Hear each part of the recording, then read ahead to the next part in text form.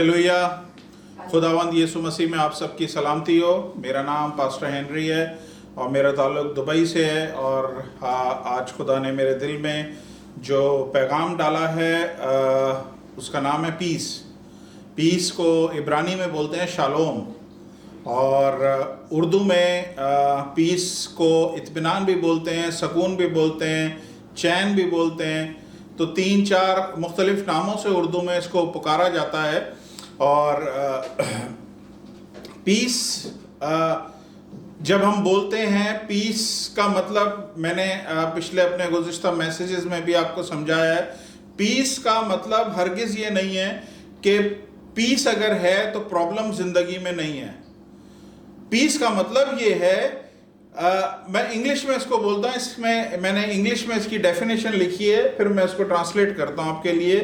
The peace doesn't mean that the absence of problems. Peace does not mean the absence of problem, but peace actually means the presence of God in every problem.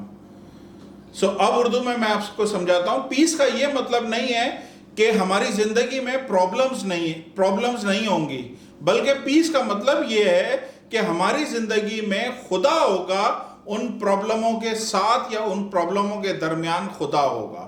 अगर खुदा हमारी जिंदगी में हमारे साथ होगा तो हर problem, हर किस्म की इश्यूज में हम आराम से, मुतमईन और चैन से रहेंगे।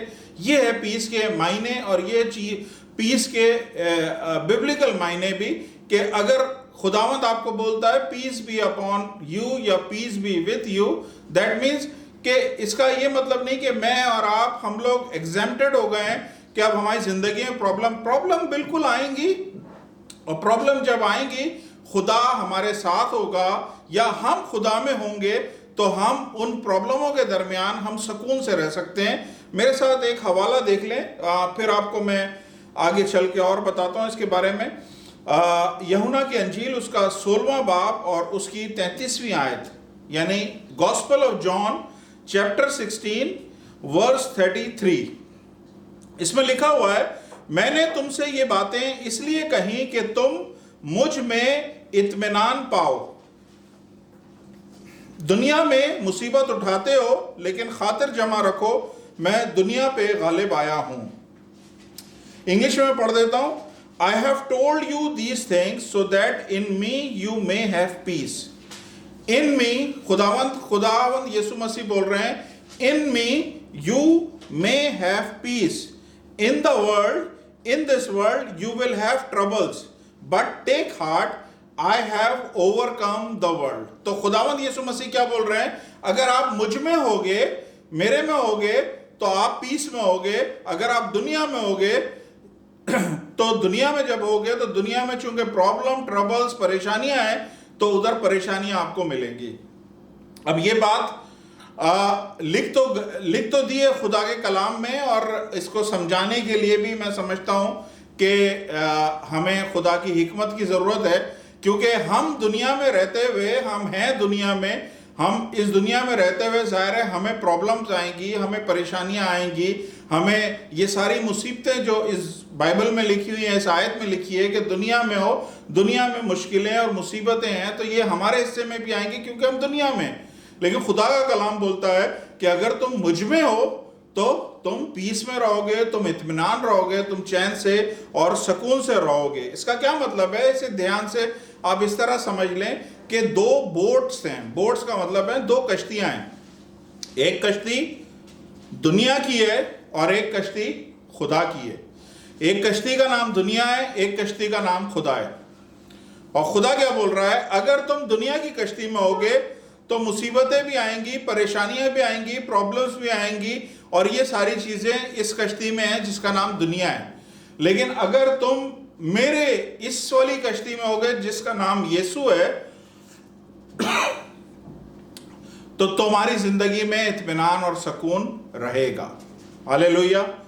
तो ये खुदा ने चॉइस हमारे ऊपर रख दी है, एक फ्री विल खुदा ने दी है, हमें हमारी मर्जी दी है कि फैसला हमने करना है कि आया हमने दुनिया की इस कश्ती में रहना है या हमने खुदा की इस कश्ती में रहना है जिसमें चैन और इत्मीनान है, या दुनिया की इस कश्ती में रहना है जिसमें प्रॉब्लम्स, परेशानियां, मुसीबतें और तकलीफें, दर्द हैं और ये सारी चीजें हैं, आपने इसमें रहना है। इसका फैसला आपने खुद करना है कि आपने किस वाली कश्ती में या किस वाली साइड पे आपने रहना है। देखें, ये बोलने में तो बहुत अजीब सा लग रहा है कि आपकी मर्जी, आप इधर आ सकते हैं, आप इधर आ सकते हैं। आप मेरे से पूछ सकते हैं कि पास्टर साहब आप ये किस किस्म की बातें कर रहे हैं, क्योंकि हम इस दुनिया में पैदा हुए हैं, इस दुनिया में रह रहे हैं, तो ऑब्वियसली हम इसी दुनिया में हैं।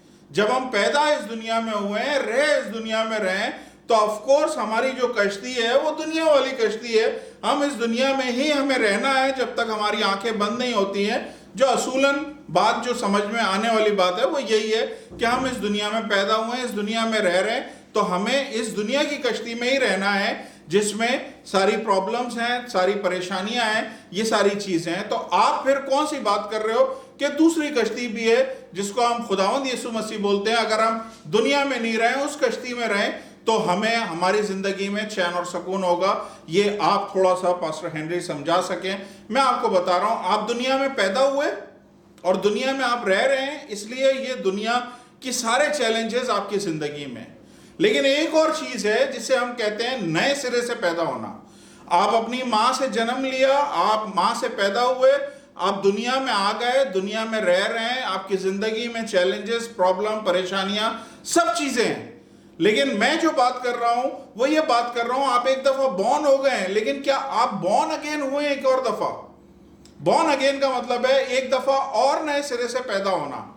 तो जब हम पहले अपनी मां से पैदा होते हैं, हम दुनिया में होते हैं, लेकिन जब हम खुदा से पैदा होते हैं तो हम खुदा की फैमिली में पैदा होते हैं, हम फिर दुनिया में नहीं होते। ध्यान से सुनिएगा ये बात, ये बहुत इंपॉर्टेंट और समझने वाली बात है। जब हम अपनी मां से जन्म लेते हैं, हम दुनिया में पैदा होते हैं, दुनिया में रहते हैं, दुनिया की सारी चीजें हम पर चलती हैं। लेकिन जब हम इसी जन्म में, इसी दुनिया में रहते हुए जब हम बॉर्न अगेन होते हैं, जब हम नए सिरे से पैदा होते हैं, तो हमारा एक ट्रांसफर हो जाता है। हम इस दुनिया से निकल के हम खुदा के फैमिली के लोगों में शामिल हो जाते हैं, खुदा के फैमिली के लोग बन जाते हैं, उसके खानदान के लोग बन जाते हैं, और फिर हम इस कश्ती से निकल के उस कश्ती में आ जाते हैं जिसका नाम यीशु मसीह है। और उस कश्ती में यही चीज लिखी है कि इसमें अगर तुम रहोगे, in me you will find piece.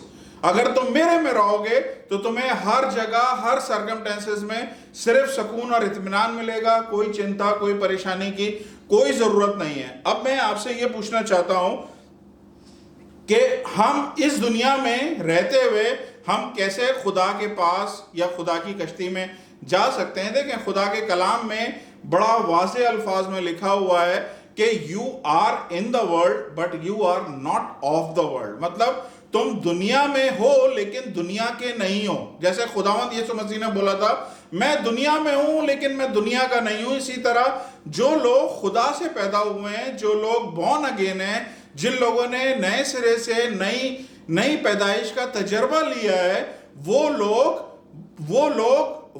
इस दुनिया में हैं, मौजूद जरूर, लेकिन इस दुनिया के नहीं हैं। उनका उठना बैठना इस दुनिया में है, लेकिन वो जी मसीह में रहे। समझे, इस दुनिया में वो सांसें ले रहे हैं, लेकिन उनको जिंदगी जो है खुदावंद यीशु मसीह दे रहा है, और वो इस दुनिया में हो के भी इस दुनिया के नहीं है। आज आप में से बहुत सारे लोग ऐसे हैं जो ये कहते हैं कि जी मैंने नई निजात का मैंने तजर्बा पाया है, नई पैदाइश का मैंने तजर्बा पाया है, मैं बॉर्न अगेन हूं। लेकिन मैं आपको चैलेंज से बोल रहा हूं, जितने लोग इस वक्त मेरा कलाम सुन रहे हैं, आप में से मैक्सिमम लोग, बहुत सारे ऐसे लोग हैं जिन्होंने पानी में डूब के बपतिस्मा लिया है, जिन्होंने पानी में डूब के बपतिस्मा लिया है और खुदा को अपना निजात दहिंदा मुनज्जी कबूल किया है, लेकिन उसके बावजूद आपकी जिंदगी में नई पैदाइश का कोई तजर्बा नहीं है। आपकी जिंदगी वही पुरानी जिंदगी है। आप खुद, मैं जो बोल रहा हूं, आपको ये बात टच कर रही है आपके दिलों में, आपके दिमागों में, कि आप खुद इस बात पे काफी अरसे से सोच रहे हो कि यार मेरी जिंदगी में बपतिस्मा लेने के बाद भी कोई तब्दीली नहीं है, मैं वैसा ही हूं जैसा मैं पहले था, वैसे ही मैं अब हूं। यही चीज मैं आपको बताना चाह रहा हूं कि ये नई पैदाइश का तजर्बा आपको नहीं हुआ है, आपने बपतिस्मा ले लिया है लेकिन नई पैदाइश का तजर्बा आपको नहीं हुआ है, आप अभी तक वही हैं, आप अभी भी शायद सिगरेट पीते हैं, पहले भी पीते थे, अभी भी पीते हैं, हो सकता है कुछ कम कर दिए हो, पहले भी आप दारू पीते थे, अभी भी आप दारू पी रहे हैं, शायद कुछ कम कर दिए हो लेकिन आप दारू पी रहे हैं, पहले भी आप गालियां देते थे, पहले भी आप गुस्सा करते थे, पहले भी आप ट्रिक्स करते थे, लेकिन अब भी आप वही काम कर रहे हैं, हो सकता है शायद थोड़े लेवल पे कर रहे हैं लेकिन कर वही काम रहे हैं। आपके 4 रिश्तेदार अगर एक जगह जमा हो जाएं जो आपके करीब के रिश्तेदार हैं, तो उस जगह पे जहां पे वो 4 रिश्तेदार आपके साथ जमा हो गए हैं, वहां पे खुदावंद की बातें नहीं होती हैं, बल्कि वहां पे फिर सिंगिंग पार्टी होती है या डांस पार्टी शुरू हो जाती है। मेरी बात समझ में आ रही है आपको? नहीं आ रही है?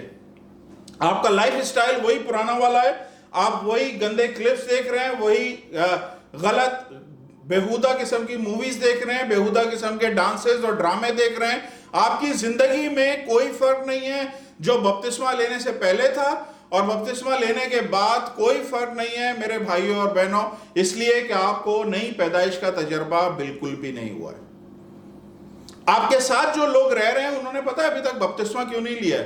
क्योंकि वो आपकी जिंदगी को देख रहे हैं, और वो आपकी जिंदगी को देख रहे हैं और वो देख के वो यही चीज ऑब्जर्व कर रहे हैं कि ये शख्स बपतिस्मा लेने से पहले भी ऐसे ही था, बपतिस्मा लेने के बाद भी ये ऐसा ही है, इसकी जिंदगी में कोई तब्दीली नहीं है। मैं आपको बताना चाहता हूं, आपको नए सिरे से पैदा होना जरूरी है। बगैर नए सिरे से पैदा हुए भले आप बपतिस्मा ले लें, आपकी जिंदगी में तब्दीली नहीं आएगी। आपकी जो स्पिरिट है उसको ग्रोनिंग करनी चाहिए। ग्रोनिंग का मतलब है करहाना चाहिए, उसको खुदा के लिए तड़पना चाहिए, उसको खुदा के लिए जैसे होता है ना, बेचैन होना चाहिए। अगर ये वाली फीलिंग आपकी जिंदगी में नहीं है, आपको नई पैदाइश का कोई तजर्बा नहीं है, आप अभी भी पुरानी जिंदगी गुजार रहे हैं। आप में से बहुत सारे शायद होशियार हैं, डेढ़ होशियार हैं, सियाने हैं, क्या कह सकते हैं आपको, लेकिन आप समझते हैं शायद हमने बपतिस्मा ले लिया, हम बच गए, अब हम जहन्नम की आग से बच गए। मैं बता रहा हूं, जब तक आप नए सिरे से पैदा ठीक से नहीं होंगे, आप लोग नहीं बच सकते। बाइबल में लिखा हुआ, अगर मेरे साथ आप पढ़ें यूहन्ना का पहला खत और उसका 3रा बाब और 9वीं आयत, उसमें लिखा हुआ है जो खुदा से पैदा हुआ है गुनाह नहीं करता। ध्यान से सुनिएगा, जो खुदा से पैदा हुआ है वो गुनाह नहीं करता, क्योंकि उसका तुखम उसमें बना रहता है, बल्कि वो गुनाह कर ही नहीं सकता। पहली चीज बड़ी क्लियर है, गुनाह नहीं करता। दूसरी चीज खुदा ने रिपीटेड बोली है कि वो कर ही नहीं सकता, क्योंकि वो खुदा से पैदा हुआ है। आज मुझे अपनी जिंदगियां देख के आप बताएं, क्या वाकई आपकी जिंदगियां चेंज हुई हैं या वैसे ही की वैसे ही हैं? क्योंकि आपकी वजह से दूसरे लोग जो खुदा की निजात को देखना चाह रहे हैं, जो खुदा के उस बड़े कुफारे को देखना चाह रहे हैं, वो यीशु को कबूल करके बपतिस्मा लेके नई जिंदगी शुरू करना चाह रहे हैं, लेकिन आपकी लाइफ की वजह से वो ठोकर खा रहे हैं और वो इस जिंदगी में शामिल नहीं हो रहा है, क्योंकि आपकी जिंदगी में उन्होंने कोई तब्दीली नहीं देखी। तो इस वक्त जरूरी है कि आपको नए सिरे से पैदा होने का एक्सपीरियंस होना चाहिए। आपके अंदर एक एक जो ऑर्गन है, आपके अंदर जो एक एक रुआ आपका सेल्स और आपके जो टिश्यूज हैं, वो खुदा के लिए मचलने चाहिए। हर एक चीज में आपका ध्यान खुदा की तरफ जाना चाहिए, हर एक चीज में खुदा में रहना चाहिए आपको। मेरा ये टॉपिक नहीं है, मैं इस तरफ आ गया, लेकिन अगर आप चाहते हैं मैं इस पे एक कंप्लीट आपके साथ खुदा का कलाम शेयर कर सकता हूं। हमारा टॉपिक था पीस, और पीस में हमने पढ़ा, आई have told you these things so that in me you may have peace, in the world you have troubles. मेरे में तुम इत्मीनान और खुशी पाओगे, मेरे में तुम सुकून पाओगे, लेकिन दुनिया में मुसीबतें उठाते हो। ठीक है, तो मैंने आपको बताया 2 तरह के लोग हैं। एक वो लोग हैं जो दुनिया में हैं, और एक हम जैसे लोग हैं।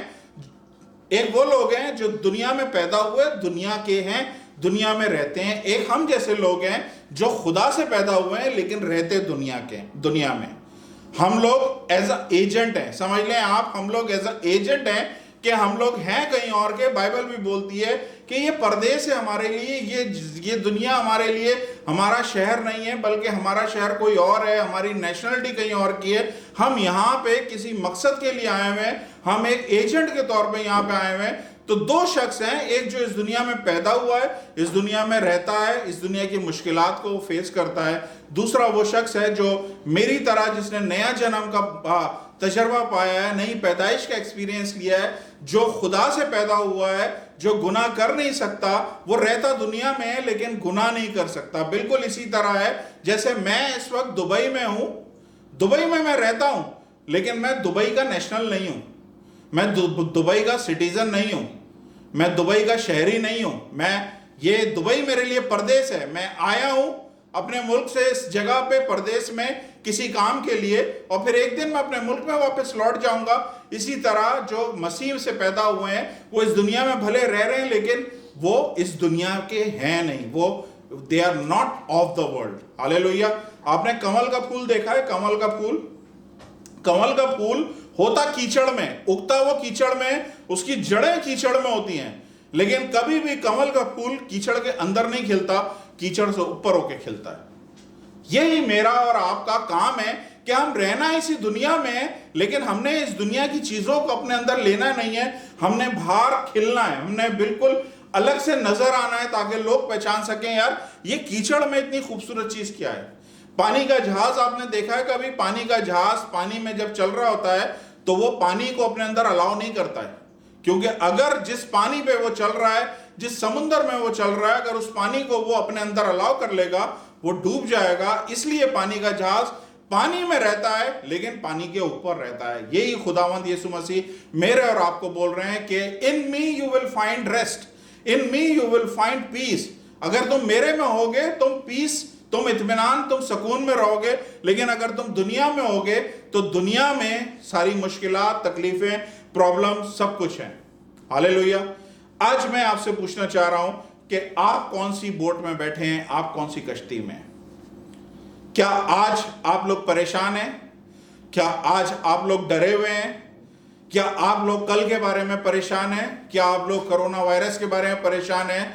क्या आप लोग अपनी मौत से मुतल्लिक परेशान हैं? क्या आप लोग वाकई अभी इस काबिल नहीं हैं कि हम खुदा को फेस कर सकें? क्या आपको अपनी ज़िंदगी बड़ी साफ नज़र आ रही है कि हम खुदा के साथ किस तरह से चल रहे हैं? ये इसका फैसला आप कर सकते हैं, क्योंकि आपकी परेशानियां, आपकी प्रॉब्लम, आपकी मुसीबतें सिर्फ आपको आज ये बता रही हैं कि आप पीस में हैं, कि आप डिस्टर्ब हैं। और यही एक बहुत अच्छा एक तरह का पैमाना है जो देख के कोई भी बता सकता है कि हाँ जी मेरी जिंदगी इस वक्त पीस में है। पीस में है तो इसका मतलब है आप खुदा वाली कश्ती में बैठे हैं। लेकिन आज चूंकि सारी दुनिया पैनिक है, सारी दुनिया परेशान है, हर एक की जॉब का मसला है, स्कूलों का मसला, खाने पीने का मसला है, रुपए पैसे का मसला, बीमारी तंगी का मसला है, ये सारी चीजों के साथ मैं आपसे पूछना चाह रहा हूं, क्योंकि इनमें भी ऐसे लोग हैं, इन हालात में इस दुनिया पे ये कोरोना वायरस पूरी दुनिया पे आया है, और उन पे भी आया है जो खुदा से पैदा हुए हैं, जो नए सिरे से पैदा हुए हैं, उन पे भी आया है। लेकिन मैं आपको बता रहा हूं इस दुनिया में वाकई दो किस्म के लोग हैं। एक वो जो खुदा में है, वो मुतमईन है, वो आसूदा है, उनको कोई प्रॉब्लम नहीं, उनको कोई फिक्र नहीं, वो पीस में है, वो कोरोना वायरस से डरते नहीं है, वो पीस में है। लेकिन बहुत सारे लोग, आपकी जिंदगी खुद आपको बता देगी कि आप कौन सी वाली कश्ती में इस वक्त बैठे हुए हैं। मैं फिर से बोल रहा हूं, रिपीट कर रहा हूं, इंग्लिश में फिर रिपीट करता हूं। Peace does not mean that it's an absence of problem. Peace does not mean that the absence of problem. But peace actually means the presence of God in all your problem. तो piece का मतलब ये नहीं है कि आपकी जिंदगी में प्रॉब्लम कोई नहीं है, बल्कि पीस का मतलब ये है कि खुदा की हजूरी आपकी जिंदगी में इन सारी प्रॉब्लमों के साथ। हालेलुया। अब मैं आपको बताता हूं डिफरेंस क्या है एक नई पैदाइश का, जिसने जन्म पाया हुआ है, जो खुदा से पैदा हुआ है, और जो इस दुनिया में रहने वाला है, उसका क्या? दोनों के ऊपर क्राइसिस एक से हैं, दोनों के ऊपर हालात एक से हैं। समझ आ रही है? दोनों के ऊपर एक ही जैसी मुश्किलें, लेकिन एक पीस में है। एक अगर खुदा का बंदा बॉर्न अगेन, खुदा के रूह से मामूर, खुदा में पैदा हुआ है, खुदा के साथ जुड़ा हुआ है, आज अगर उसके पास खाना नहीं है ना, तो मैं आपको बता रहा हूं वो दूसरे के लिए खाने की जुस्तजू कर रहा होगा, किसी दूसरे के लिए खाने का वो अरेंजमेंट कर रहा होगा, किसी को फोन करके बोल रहा होगा फला जगह पे खाना पहुंचा दो, फला जगह मेरा ये रहता है उसको खाना पहुंचा दो, वो अपनी फिक्र नहीं कर रहा होगा। आज अगर बॉर्न अगेन शख्स किसी माली मुश्किल में है तो वो अपने बारे में नहीं सोच रहा होगा, बल्कि इन हालात में भी वो दूसरों की तरफ देख रहा होगा और दूसरों को वो ये सोच रहा होगा कि इनका क्या होगा, इनको किस तरह से खाना मिलेगा, इनका किस तरह से ये मसला पैसों का मैं हल कर सकूं। तो वो इन हालात में भी, जबकि सारी दुनिया परेशान है, एक जैसे हालात सब पे हैं, जो बॉर्न अगेन पर्सन होगा, जो खुदा में है, जिसकी जिंदगी मुतमईन और पीस में है, वो आज भी अपने हर हालात को छोड़ के वो दूसरों की तरफ सोच रहा होगा, दूसरों के बारे में सोच रहा होगा। हो सकता है ये बॉर्न अगेन शख्स बीमार हो, लेकिन वो अपनी बीमारी को नहीं देख रहा होगा, किसी और बीमार के लिए वो दुआ कर रहा होगा। हो सकता है कि बॉर्न अगेन शख्स, हो सकता है ये बे औलाद हो, लेकिन बॉर्न अगेन शख्स की जो खुसूसियत है वो ये है कि अगर वो बे औलाद होगा तो वो दूसरे के लिए दुआ कर रहा होगा, खुदावंद फला घर में औलाद नहीं है तो उनको औलाद दे। बॉर्न अगेन शख्स अगर गैर शादीशुदा है और उम्र उसकी काफी बढ़ती जा रही है, तो वो शख्स अपनी शादी के लिए दुआ कम कर रहा होगा, बल्कि अपने जैसे किसी और शख्स के लिए वो दुआ कर रहा होगा, खुदावंद उसकी जिंदगी में तो उसका जीवन साथी भेज। हालेलुया। मेरे साथ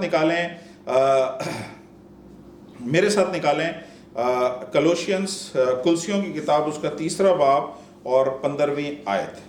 कुलसियों का खत पौलुस रसूल ने लिखा है, कुलसियों के नाम खत, उसका 3 बाब 15वीं आयत, कोलोशियंस चैप्टर 3 वर्स 15। ये चीज़ है क्या? ये जो मैं बता रहा हूँ ना, बॉर्न अगेन शख्स अपनी सारी प्रॉब्लम छोड़ के दूसरों के बारे में सोच रहा होता है, उसकी वजह पता है क्या है? क्योंकि वो खुदा के घर में पैदा हुआ है। उसे पता है मेरे ऊपर मेरा बाप बैठा हुआ है, मेरे ऊपर मेरा बाप बैठा है, वो मुझे भूखा सोने नहीं देगा, वो मुझे प्रोवाइड करेगा। लेकिन फला शख्स और फला शख्स और फला फैमिली जो खुदा से बहुत दूर है, उनका क्या होगा? इसलिए वो दुआ करता है, खुदावंद तू मेरी दुआ सुन और मेरे बिहाफ पे तू उनकी भी फिक्र कर, उन पे भी रहम कर और उनको भी मुहैया कर। मेरे साथ निकालिए कोलोशियंस चैप्टर 3 वर्स 15। इसमें लिखा हुआ है, और मसीह का इत्मीनान जिसके लिए तुम एक बदन होके बुलाए गए हो तुम्हारे दिलों पर हुकूमत करे। यानी खुदावंद यीशु मसीह ने क्लियरली ये बात पौलुस के जरिए लिखवाई है कि मसीह का इत्मीनान जिसके लिए तुम एक बदन होके बुलाए गए हो तुम्हारे दिलों पर हुकूमत करे और तुम शुक्रगुजार रहो। Let the peace of Christ rule in your hearts. Rule का मतलब है सबसे ऊपर यही रूल कर रहा हो, पीस, हर हालत में यही रूल कर रहा हो। Since as a member of one body you were called to peace and be thankful। Hallelujah. समझ आ रही है? आप में से कितने लोग चाहते हैं कि आपके आसपास टर्माइल हो, टर्मोइल कहते हैं बिगड़े हुए हालात, मुश्किलें हो, मुसीबतें हो आपके आसपास, लेकिन आप पीस में हो? कितने लोग चाहते हैं कि ये वाला पीस जो खुदावंद यीशु मसीह ने यहाँ पे बोला है कि वो पीस तुम्हारे दिलों पे रूल करे, तुम्हारे दिलों पे हुकूमत करे, मसीह का वो इत्मीनान तुम्हारे दिलों पे हुकूमत करे। क्यों? क्योंकि ये एक ऐसा मैं समझता हूं ब्लेसिंग है, ये खुदा का ऐसा गिफ्ट है कि आप कैसे भी हालात में हो, कैसी भी प्रॉब्लम में हो, कैसी भी परेशानियों में हो, खुदा का ये पीस आपकी जिंदगी में रूल करना चाहिए। और ये रूल कब करेगा? आप, अगर जितने लोग मेरे को सुन रहे हैं और देख रहे हैं, मैं उनसे ये पूछना चाहता हूं कि आपके आसपास प्रॉब्लम है। 100% मुझे पता चल रहा है कि आपके आसपास प्रॉब्लम है, हालात ऐसे हैं, सब पता चल जाता है, सबके आसपास प्रॉब्लम है। आप मुझे बताएं, क्या आप ये वाला पीस लेना चाहते हैं? ये वाला आप इत्मीनान, सुकून लेना चाहते हैं खुदावंद यीशु मसीह से कि मेरे चारों तरफ प्रॉब्लम ही प्रॉब्लम हो और मैं सुकून से बैठा हूं? एक कोई पिक्चर मैंने देखी थी कि एक कश्ती है, कश्ती में एक शख्स आराम से लेटा हुआ है, कश्ती बीच समुंदर में है और चारों तरफ से शार्क्स उसके चारों तरफ घूम रही हैं और वो बंदा सुकून से सो रहा है। क्यों सो रहा है? क्योंकि खुदा का पीस उसके साथ था। हालेलुया। तो यही मैं आपको बताना चाह रहा हूं कि खुदावंद यीशु मसीह आपसे बात कर रहा है कि आप हर किस्म की मुश्किल में होते हुए क्या इस पीस को हासिल करना चाहते हैं? आज मैं ये पूछना चाहता हूं, आपकी अपनी दुआया जिंदगी क्या है? आपकी अपनी खुदा के साथ कमिटमेंट क्या है? मैं देख सकता हूं स्पेशली पाकिस्तान इंडिया में, मैं देख सकता हूं कि आपने खुदा के कलाम को एक ऊंचे से शेल्फ पे उसके ऊपर कपड़ा डाल के रखा हुआ है और शायद महीनों से सालों से वो आपने खोला नहीं है और वो किताब को आपने उठाया नहीं है, वो कपड़े पे डस्ट पड़ी हुई है। वो डस्ट जो है बेसिकली वो बाइबल को वो डस्ट, उस कपड़ा जो है वो बाइबल को नहीं बचा रहा है, उस डस्ट से वो डस्ट उधर नहीं पड़ी है, डस्ट आपकी जिंदगी पे पड़ी हुई है। क्योंकि आप जब वो खोलेंगे उसमें से रोशनी निकलेगी और सारा मैल, सारी डस्ट आपकी जिंदगी से दूर हो जाएगी। इसलिए जरूरी है कि आप खुदावंद यीशु मसीह को पुकारें। खुदावंद यीशु मसीह आपकी जिंदगी में पीस लेके आएगा, आपकी जिंदगी में खुदावंद यीशु मसीह सुकून, इत्मीनान, चैन लेके आएगा। इसने बोला है, ए मेहनत उठाने वाले और बोझ से दबे लोगों, सब मेरे पास आओ, मैं तुमको आराम दूंगा। ये खुदावंद यीशु मसीह का वादा है। और उसने एक दफा नहीं, रिपीटेडली कितनी जगहों पे, मैंने तो बहुत सारी वर्सेस नहीं लिखी है, कितनी जगहों पे बोला है कि ये सुकून, तुम इत्मीनान, ये तुम्हारी जिंदगी पे रूल करे। तुम मेरे पास आओ, मेरे पास तुम्हें सुकून, इत्मीनान सब मिलेगा। हालेलुया। अगर आप अपनी जिंदगी देखें, हमारी जिंदगी में बाज दफा ऐसा इशू आता है कि हमारी ये जो घुटने हैं ना, ये कपकपाने लगते हैं हालात की वजह से। हालात हमारी जिंदगी में इतने ज्यादा टफ हो जाते हैं, इतने ज्यादा खौफनाक हो जाते हैं कि घुटने थरथराने लगते हैं, घुटने कांपने लगते हैं। तो किसी ने बोला है कि जब घुटने कांपने लगे, जब ये घुटने थरथराने लगे ना, तो पहला एक काम ये करो, ये दोनों घुटनों को उठा के जमीन पर रख दो। क्योंकि जब हम नील डाउन हो जाएंगे, जब हम ये घुटनों को जमीन पर रख देंगे, तो ये थरथराना बंद कर देंगे। खाली ये नील डाउन आप थरथराने के लिए नहीं, ये नील डाउन आप खुदा की हजूरी में अपने आप को करें।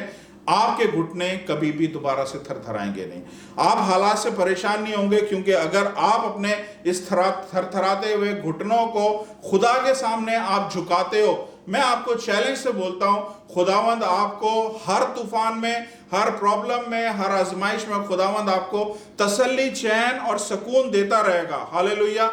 अगर आप चाहते हैं कि ये चीज हमेशा आपकी जिंदगी के साथ रहे, जिंदगी जब तक, जितने अरसे, जितने साल आपकी जिंदगी खुदा ने रखी है, आने वाले दिनों में और भी चैलेंजेस आएंगे, और भी परेशानियां आएंगी, लेकिन मैं चाहता हूं कि जितने साल गुजर गए आपके परेशानियां झेलते हुए, आने वाले सालों में खुदावंद आपको सुकून, इत्मीनान दे और बिल्कुल उसी तरह से इत्मीनान में रखे जिस तरह खुदा ने हमसे वादा किया है। और उसका इत्मीनान कब पूरा होगा, उसका इत्मीनान कहां पे जाके ये चीज आपकी जिंदगी में काम करेगी, जब आप उसके हुजूर में घुटने झुकाएंगे।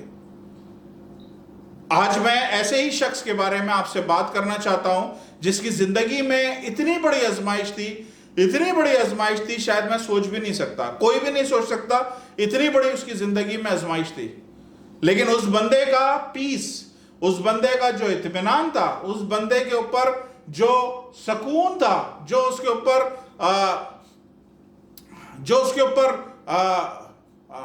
खुदा का एक हाथ था, उसके ऊपर ठहराव था, एक ऐसा कि कहीं पे भी, किसी भी प्रॉब्लम में, अभी जब मैं आपसे डिस्कस करूंगा आप खुद हैरान हो जाएंगे, किसी एक जगह पे भी वो शख्स जुम्बिश नहीं खाया, किसी एक जगह पे भी वो शख्स हिला नहीं, घबराया नहीं और बिल्कुल सुकून से रहा।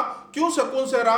क्योंकि बाइबल में बोला है कि उस शख्स ने घुटने टिकाए थे, उस शख्स ने घुटने टिकाए थे। और ये पहला फार्मूला है कि अगर आपकी जिंदगी में जब प्रॉब्लम आए, आपकी जिंदगी में जब हर तरह से, चारों तरफ से आंधियां तूफान चल रहे हो, आग का प्रेशर आपको लग रहा हो, आप अभी जल जाओगे, अभी आप डूब जाओगे, इस तरह की प्रॉब्लम जब हो, खुदा क्या बोल रहा है, उस टाइम पे आप अपने घुटनों को खुदा की हजूरी में झुकाएं। हालेलुया। कितने लोग जानना चाहते हैं, या कितने लोग मुझे बता सकते हैं मैं किस शख्स के बारे में बात कर रहा हूं? Any idea? जोब। कोई कह रहा है अय्यूब। Any other? आज मैं जिस शख्स के बारे में बात करना चाह रहा हूं वो अय्यूब नहीं है, क्योंकि अय्यूब इतना ज़्यादा प्रीच हो गया है, अय्यूब इतना ज़्यादा बता दिया गया है, तो मैंने अय्यूब को नहीं इस वक्त अपने मैसेज के लिए रखा है, बल्कि मैंने एक और शख्स को रखा है अपने मैसेज के लिए, जिसका नाम है डैनियल, जिसका नाम है दानियाल। और मैं आपको ये बताना चाहता हूँ उसके साथ क्या क्या हुआ।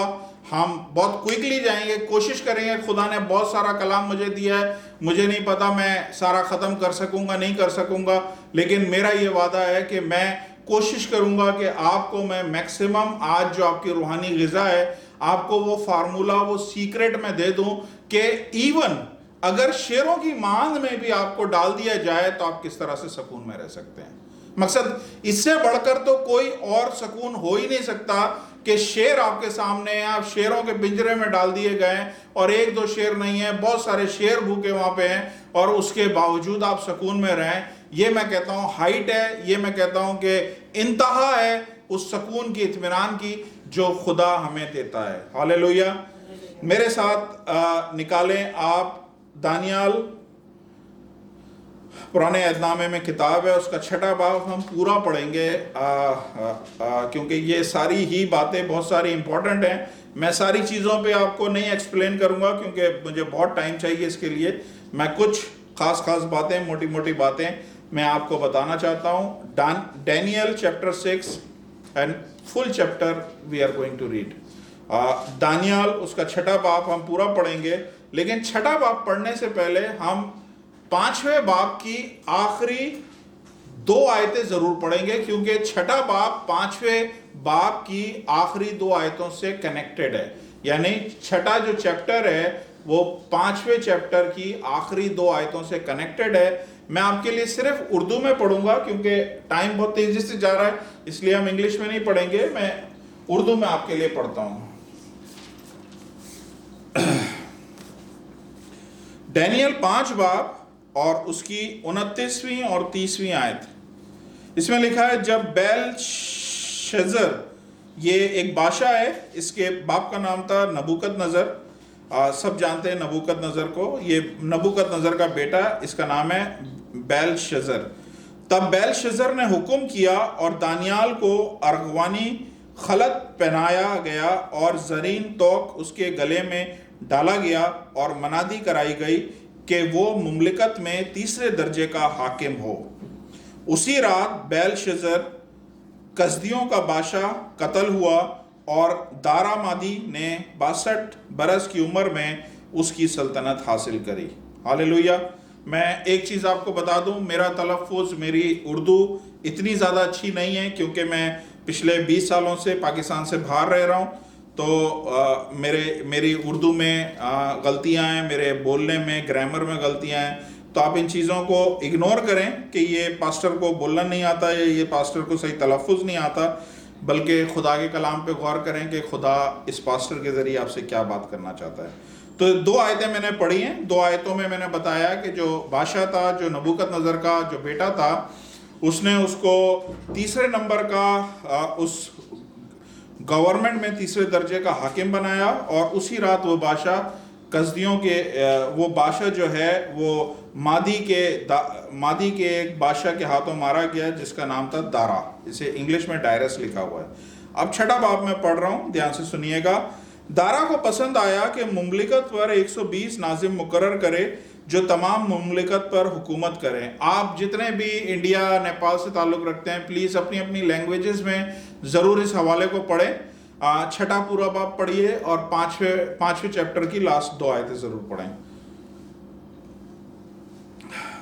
और दारा को पसंद आया मुमलिकत पर 120 नाजिम मुकर्रर करे जो तमाम मुमलिकत पर हुकूमत करें और इन पर 3 वज़ीर हों जिनमें से एक दानियल था, ताकि नाजिम को उनका हिसाब दें और बादशाह खसारत ना उठाए।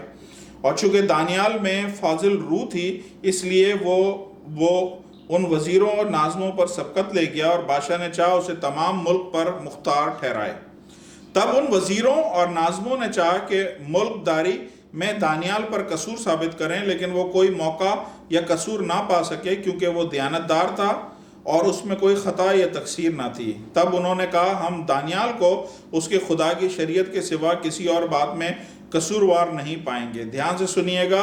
तब उन्होंने कहा, हम दानियाल को उसके खुदा की शरीयत के सिवा किसी और बात में कसूरवार नहीं पाएंगे। बस ये वज़ीर नाजिम बादशाह के हुजूर जमा हुए और उनसे यूं कहने लगे। अब ये सुने, ये एक स्कीम है, ये एक ट्रैप है, एक फंदा तैयार कर रहे हैं। बस वो वज़ीर और नाजिम बादशाह के हुजूर जमा हुए उनसे यूं कहने लगे, ए दारा बादशाह अब तक जीता रहे। मुमलिकत के तमाम वजीरों और हाकमों और नाज़मों और मोशीरों और सरदारों ने बाहम मशवरत की है कि एक खुसरवाना आइन मुकर्रर करें और एक इम्तनाई फरमान जारी करें, ताकि ए बादशाह 30 दिन तक जो कोई तेरे सिवा किसी माबूद से या आदमी से कोई दरख्वास्त करे, शेरों की मांग में डाला जाए।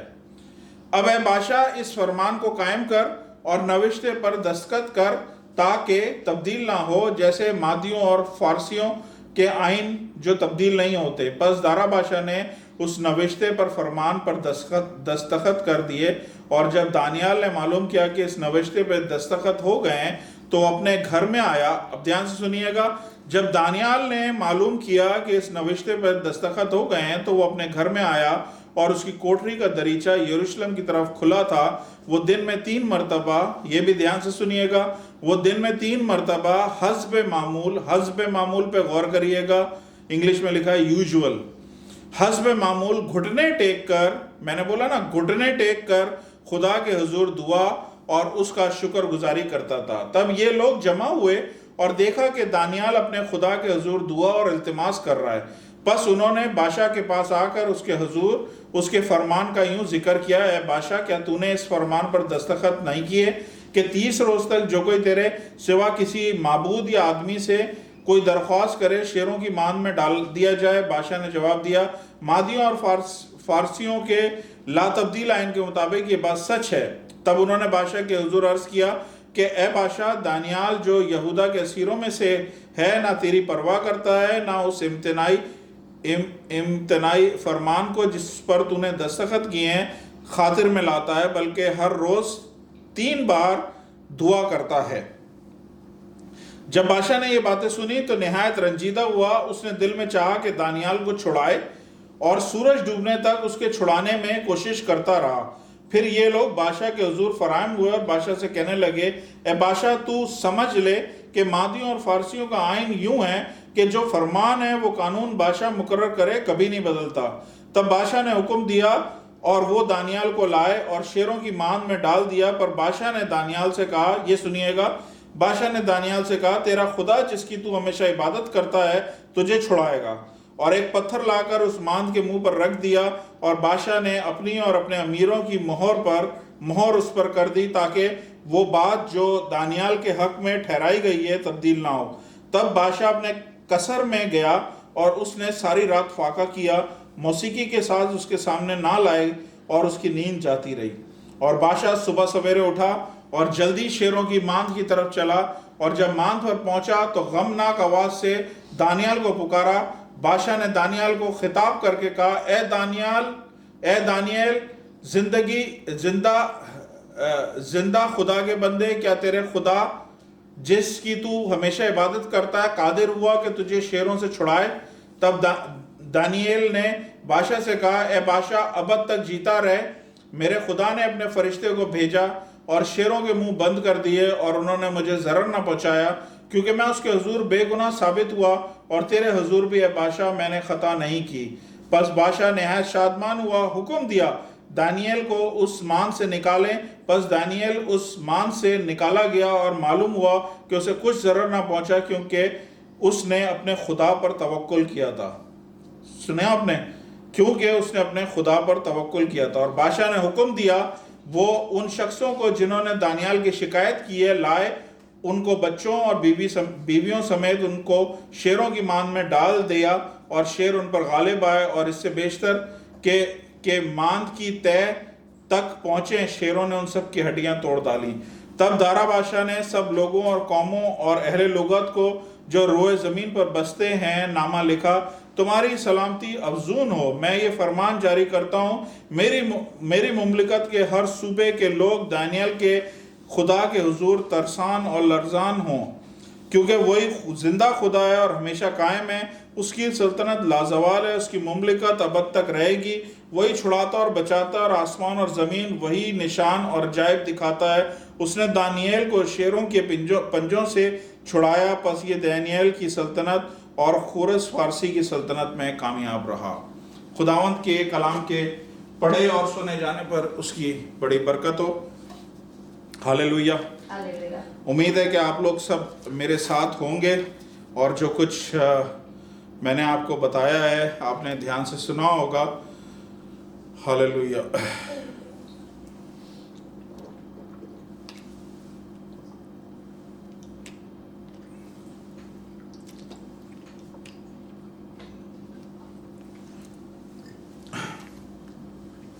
हम आज ये देखेंगे कि ये सुकून और इत्मीनान जो दानियाल के इस सारे हालात में दानियाल के साथ रहा, इसके पीछे सीक्रेट क्या है, इसके पीछे राज क्या है जिसकी वजह से ये इतने सुकून और इत्मीनान में रहा है। हालेलुया। तो पहला राज आप लोग नोट करें, पहला जो सीक्रेट है वो है फियर ऑफ गॉड। पहला जो चीज है वो है फियर ऑफ गॉड।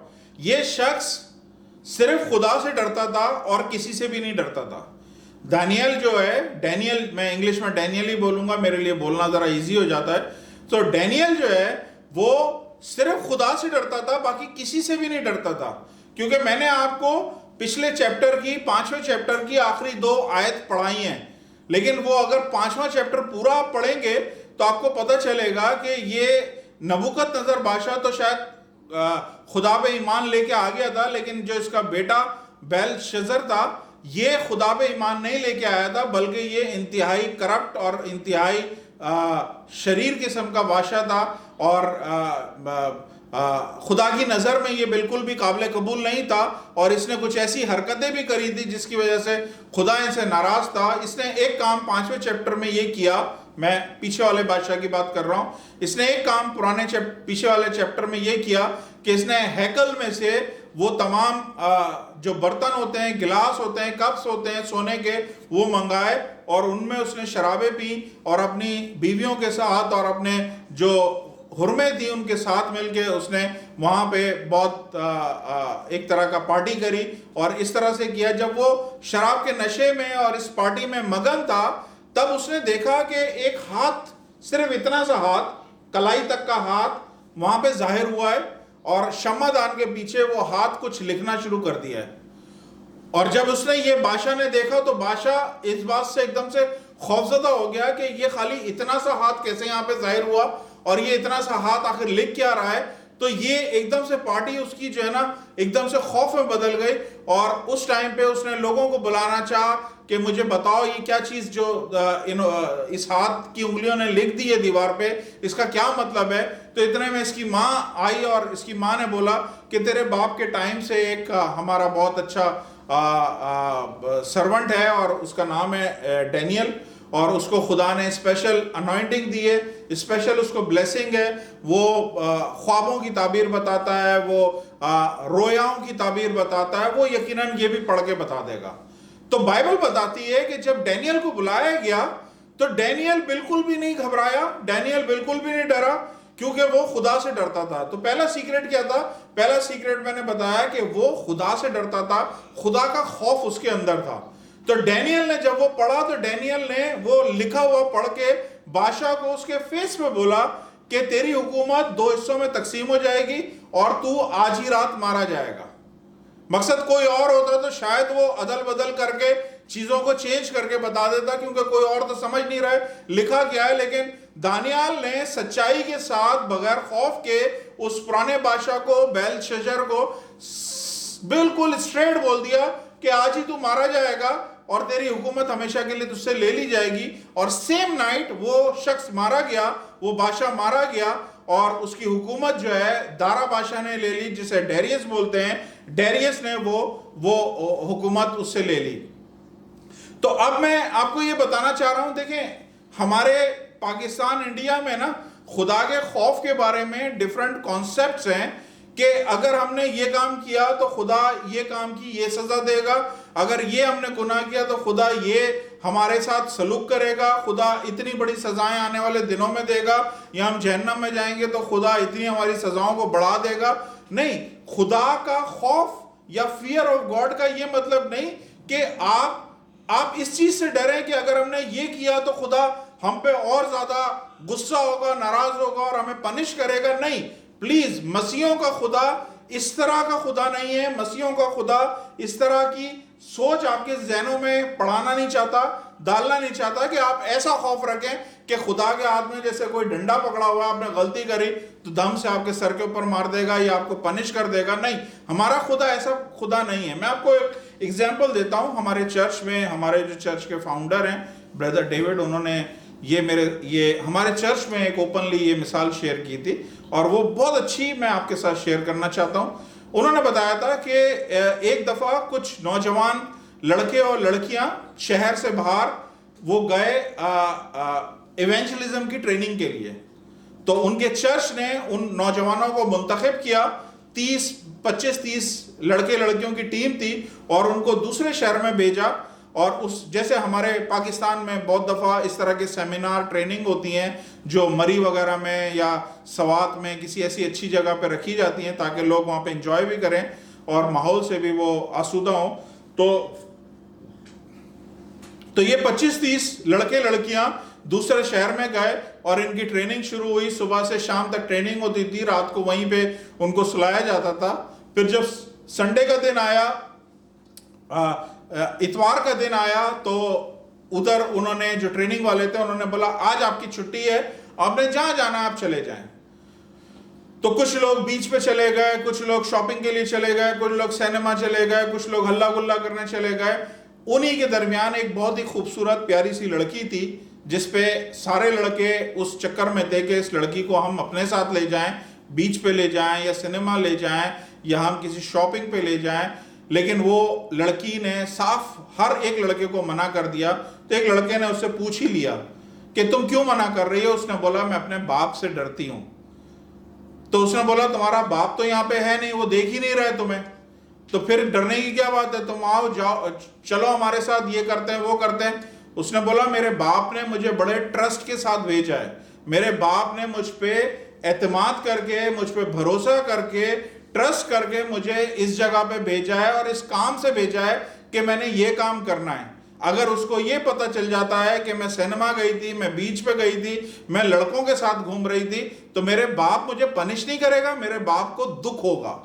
इसलिए मैं अपने बाप का ये खौफ रखती हूं कि मैं अपने बाप को दुख नहीं देना चाहती। और यही चीज मैं मसीहों के खुदा के लिए बोल रहा हूं कि वो लोग जो खुदा से पैदा हुए हैं वो लोग इस दुनिया में तो हैं, लेकिन इस दुनिया की सारी अट्रैक्शन, इस दुनिया की सारी चमकने वाली चीजों की तरफ वो अट्रैक्ट नहीं होते हैं, क्योंकि वो अपने दिल में खौफ खुदा रखते हैं। खौफ खुदा इसलिए नहीं रखते हैं कि खुदा उनको पनिश करेगा, बल्कि खौफ खुदा इसलिए रखते हैं कि उनकी जिंदगी की जरा सी भी बात से खुदा को शर्मिंदगी ना उठानी पड़े, खुदा शर्मिंदा ना हो, हम खुदा के लिए जलाल का सबब ना बने बल्कि खुदा के लिए हम शर्मिंदगी का सबब बने। इसलिए जो डैनियल का पहला जो सीक्रेट था वो ये था कि वो खौफ खुदा रखता था, और खौफ खुदा जो रखता है वो फिर किसी इंसानों से नहीं डरता। जिसके घुटने खुदा के आगे झुकते हैं उसके घुटने किसी इंसान के आगे या किसी हालात के आगे नहीं झुकते।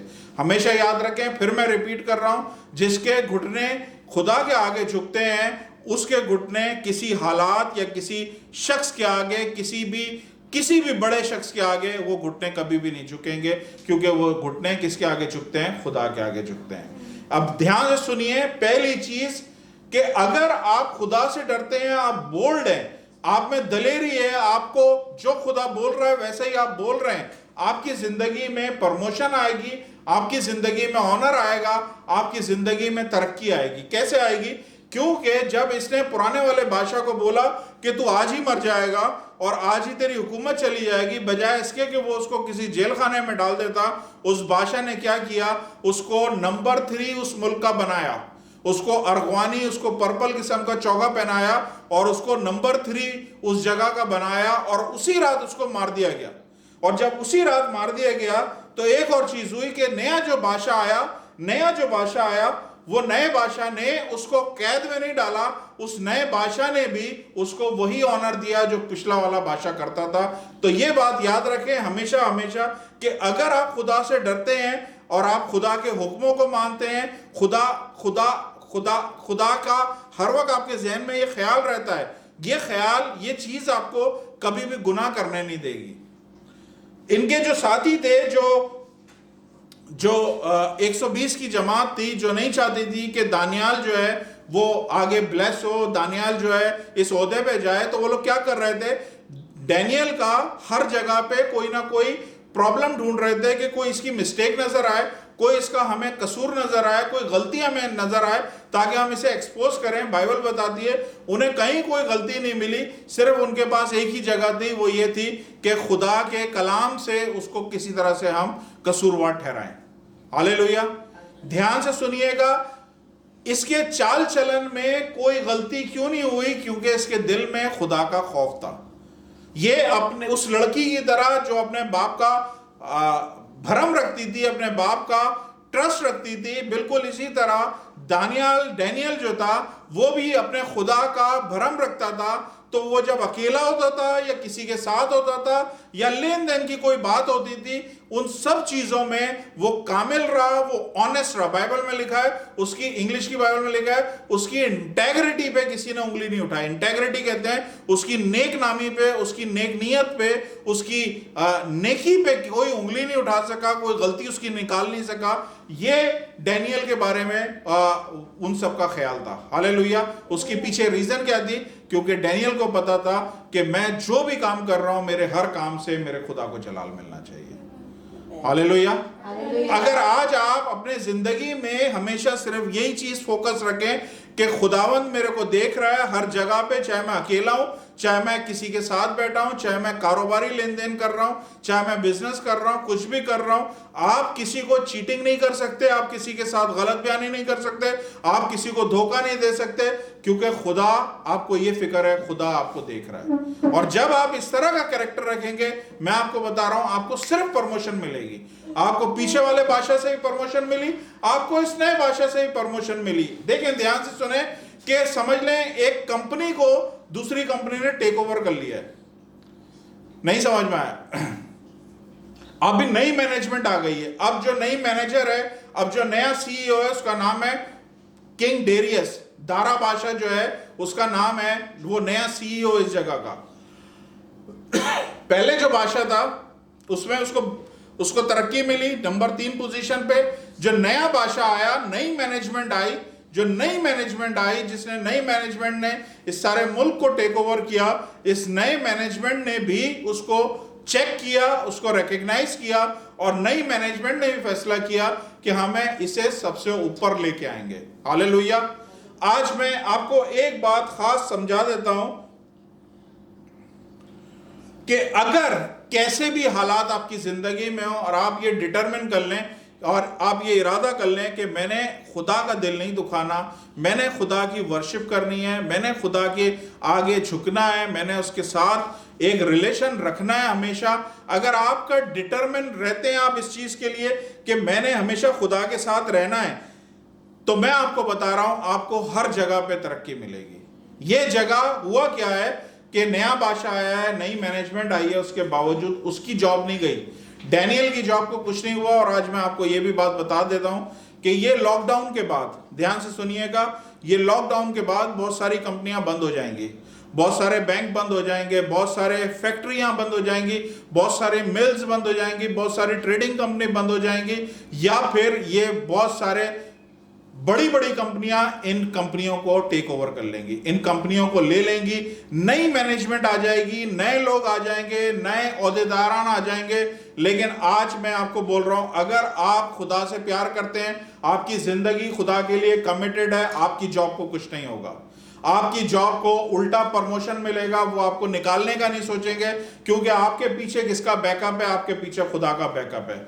और अगर खुदा आपको इन हालात में सुकून में रखता है, आपको अपना इत्मीनान चैन देता है, तो इस बात को हमेशा याद रखें, आने वाले दिनों में हालात जब चेंज होंगे, नई कंपनियां टेक ओवर करेंगी, नई मैनेजमेंट आएगी, बिल्कुल नहीं घबराना, आपकी जॉब को कुछ नहीं होगा अगर आप खुदा के साथ चल रहे हैं। लेकिन अगर आप चीटिंग करते रहे, आप बदमाशी करते रहे, आपने खुदा के नाम पे लोगों को धोखा दिया है, तो फिर आप भूल जाएं कि आपके साथ कोई इस तरह का अच्छा सलूक होगा, क्योंकि ये बाइबल में से हम निकाल के पढ़ रहे हैं कि खुदा उनके लिए क्या कर रहा था। हालेलुया।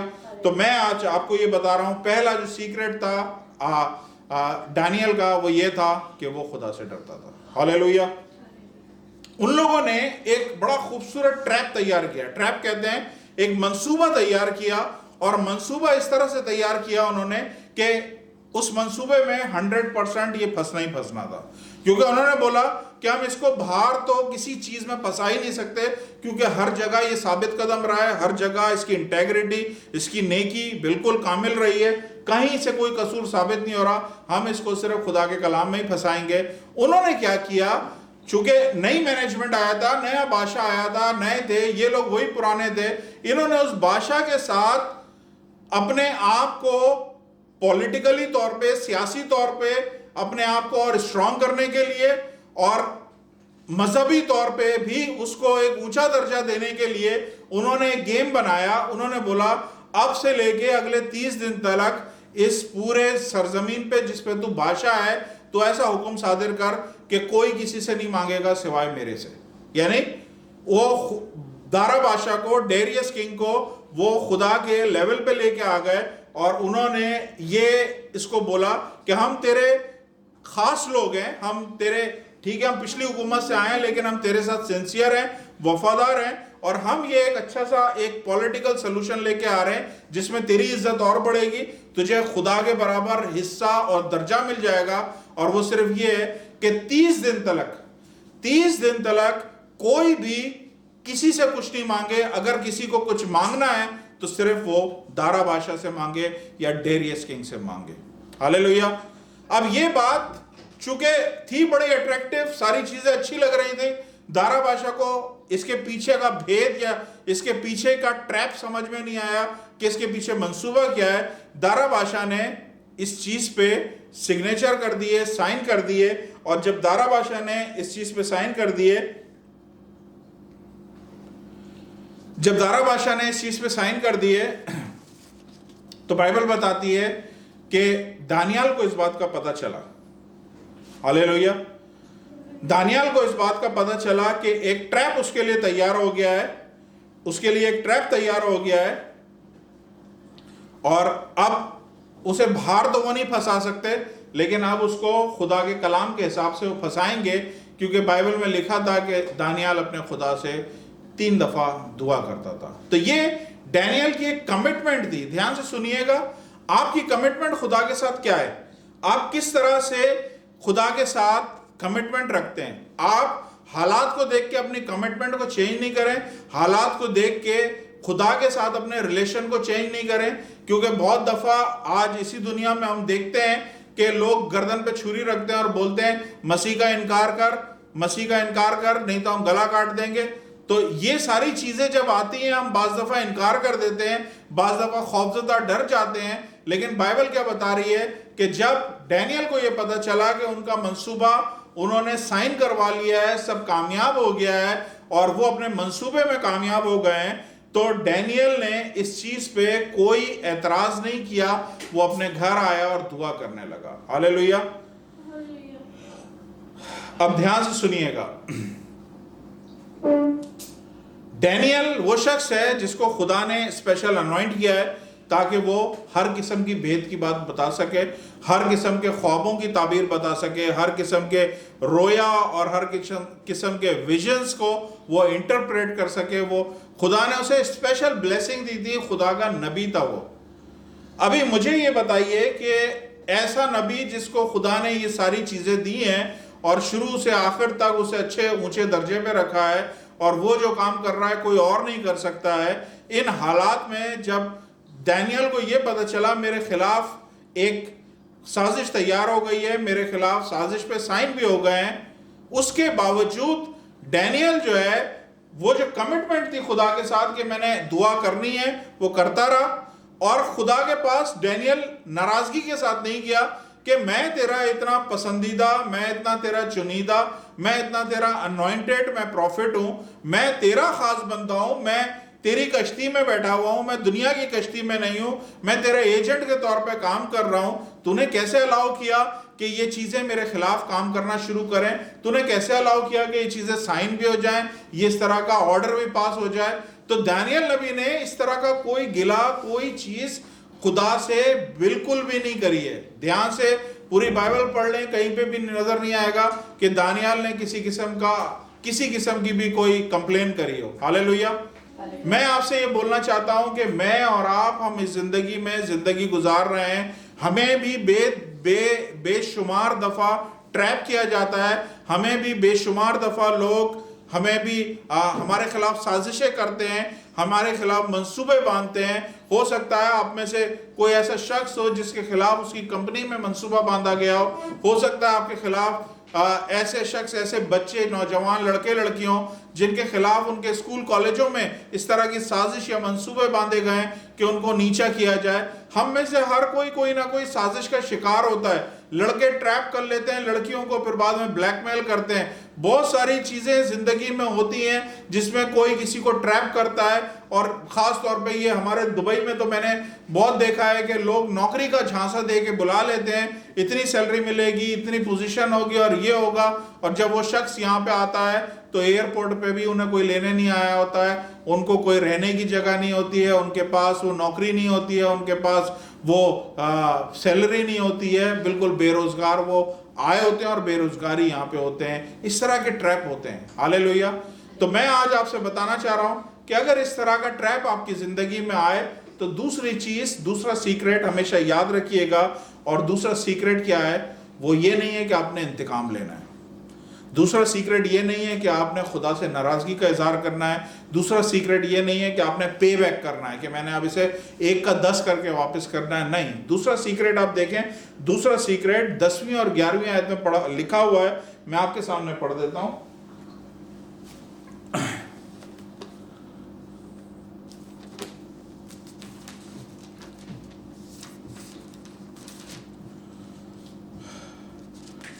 और जब दानियल ने मालूम किया कि उस नविश्ते पे दस्तखत हो गए हैं तो वो अपने घर में आया और उसकी कोठरी का दरीचा यरूशलेम की तरफ खुला था। वो दिन में 3 मर्तबा हस्ब मामूल घुटने टेक कर खुदा के हुजूर दुआ और उसकी शुक्रगुजारी करता था। देखें, जब दानियल को ये मालूम हो गया कि उसके खिलाफ मंसूबा कामयाब भी हो गया है और बादशाह ने साइन भी कर दिए हैं, उसके बावजूद दानियल नबी ने क्या किया है? दानियल नबी ने क्या किया है? बाइबल में लिखा है हस्बे मामूल वो अपनी कोठरी में आया जो ऊपर थी, और उस कोठरी में हस्बे मामूल लिखा है कि वो अपने घुटनों पे गया और उसने दुआ करी, क्योंकि वो दिन में 3 दफा दुआ करता था। हालेलुया। ध्यान से सुनिएगा। दूसरा सीक्रेट ये है, दूसरा सीक्रेट जो डैनियल की लाइफ से हमें पता चलता है, उसके उस पीस का, उसके उस सुकून का, उसके उस इत्मीनान का सीक्रेट क्या है जिसकी वजह से वो शेरों की मान में चला गया? पहला सीक्रेट क्या था? कि वो खुदा से डरता था, इंसानों से नहीं डरता था। दूसरा सीक्रेट क्या था? कि उसकी एक हैबिट थी। और हैबिट क्या थी? उसकी एक हैबिट ये थी कि वो दिन में 3 दफा वो घुटनों के बल होके खुदा से दुआ करता था। अब सोचिए ये बादशाह के किस लेवल का बंदा है। दानियल नबी की पोजीशन को आप देखेंगे तो आपको पता चलेगा कि बहुत ही हाईली एग्जीक्यूटिव पोजीशन है, बहुत बड़े इख्तियार वाली पोजीशन है इस बंदे की। इस इख्तियार वाले पोजीशन पे एक कंपनी का बोर्ड वजन नहीं था, पूरे मुल्क का बोझ था और पूरे मुल्क के मसले इसके पास आते थे। इंतहाई मसरूफ आदमी था। इंतहाई मसरूफ आदमी होने के बावजूद ये शख्स 3 दफा टाइम निकालता था, खुदा के आगे अपने घुटने टेकता था और दुआ करता था। आज मेरे और आपके पास कौन सा एक्सक्यूज है? क्या आप किसी मुल्क के गवर्नर, किसी मुल्क के आप वजीर आजम बने हुए कि हमारे पास बिल्कुल भी टाइम नहीं है कि हम खुदा के आगे 3 दफा घुटने टेकें? तो तीसरा जो डैनियल की जिंदगी का दूसरा सीक्रेट था वो ये था, उसकी एक हैबिट थी। और वो हैबिट क्या थी? कि वो दिन में 3 दफा दुआ करता था। हालेलुया। वो दिन में 3 दफा खुदा के हुजूर दुआ करता था और ये उसकी हैबिट जो थी, ये उसका एक सीक्रेट थी कि जिसकी वजह से वो खुदा उसकी जिंदगी में पीस रखता था। ये जानते हुए भी कि दुश्मनों की जो मंसूबा है वो कामयाब हो गया है, लेकिन खुदा ने मुझे उस मंसूबे में कामयाब नहीं किया, बल्कि उसके मंसूबे को मेरी जिंदगी में कामयाब होने दिया। दानियल ने शिकायत नहीं करी, बल्कि बाइबल लिखा है, फिर से मैं पढ़ देता हूं, देखिएगा, ये बहुत इंपॉर्टेंट है। और जब डैनियल को मालूम किया कि उस नविश्ते पर दस्तखत हो गए हैं, तो अपने घर में आया और उस कोठरी का दरीचा यरूशलेम की तरफ खुला था। वो दिन में 3 मरतबा हस्बे मामूल, एज यूजुअल इंग्लिश में लिखा हुआ है, एज यूजुअल घुटने टेक कर खुदा के हुजूर दुआ और उसकी शुक्रगुजारी करता था। तो ये डैनियल की एक हैबिट थी कि वो 3 दफा जो है उसने एक आदत बनाई हुई थी कि 3 दफा उसने खुदा के हुजूर अपने घुटने टेकने हैं। मैं आपसे पूछना चाहता हूं कि आपकी कोई स्पिरिचुअल हैबिट है, आपकी कोई रूहानी हैबिट है, कोई ऐसी आदत है जिसको मैं बोल सकूं कि हाँ ये आपकी हैबिट है।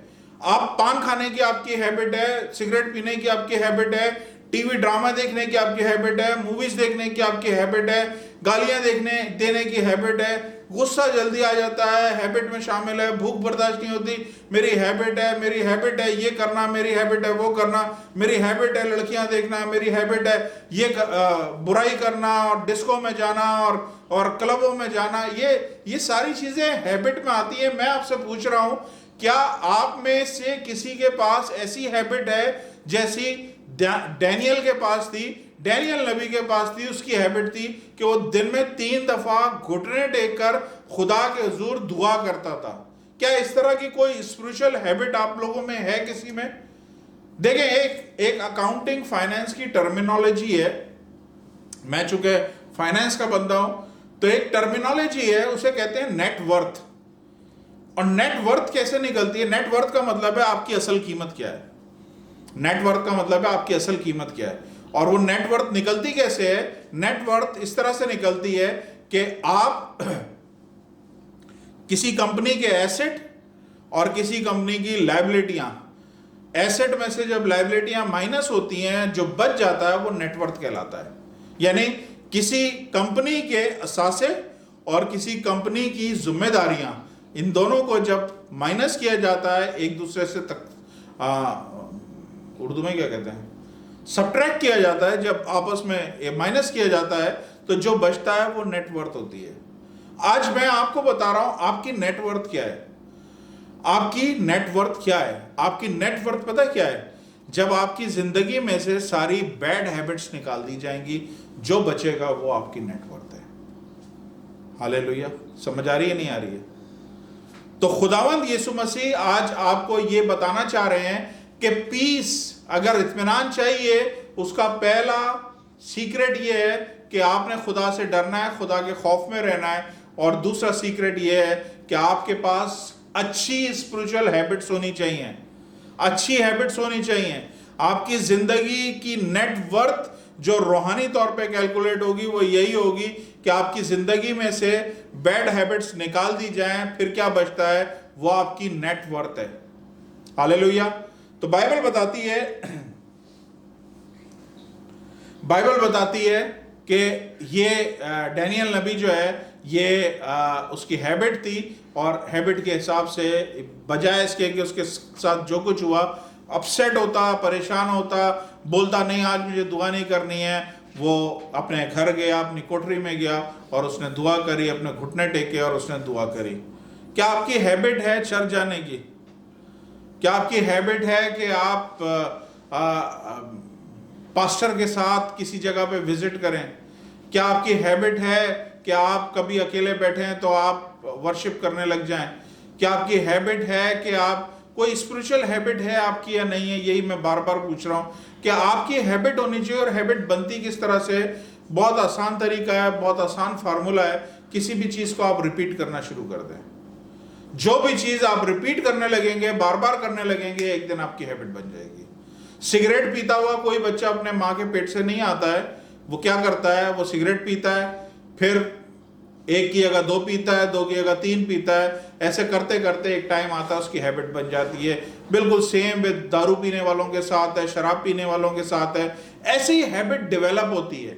तो आप लोग, अगर आप में से कोई चर्च नहीं जा रहा, प्रेयर मीटिंग में नहीं जा रहा, आप जाना शुरू करें। जैसे आप जाना शुरू करेंगे, थोड़े दिनों में ये हैबिट आपकी डेवलप हो जाएगी, और ये स्पिरिचुअल हैबिट आपकी होनी चाहिए। और ये हमारे खुदावंद यीशु मसीह की भी थी। बाइबल बताती है कि खुदावंद यीशु मसीह अपने आप को अलग करके पहाड़ पे जाता था, और जाके पूरी रात अपने बाप से दुआ करता था। ये खुदावंद यीशु मसीह की हैबिट थी।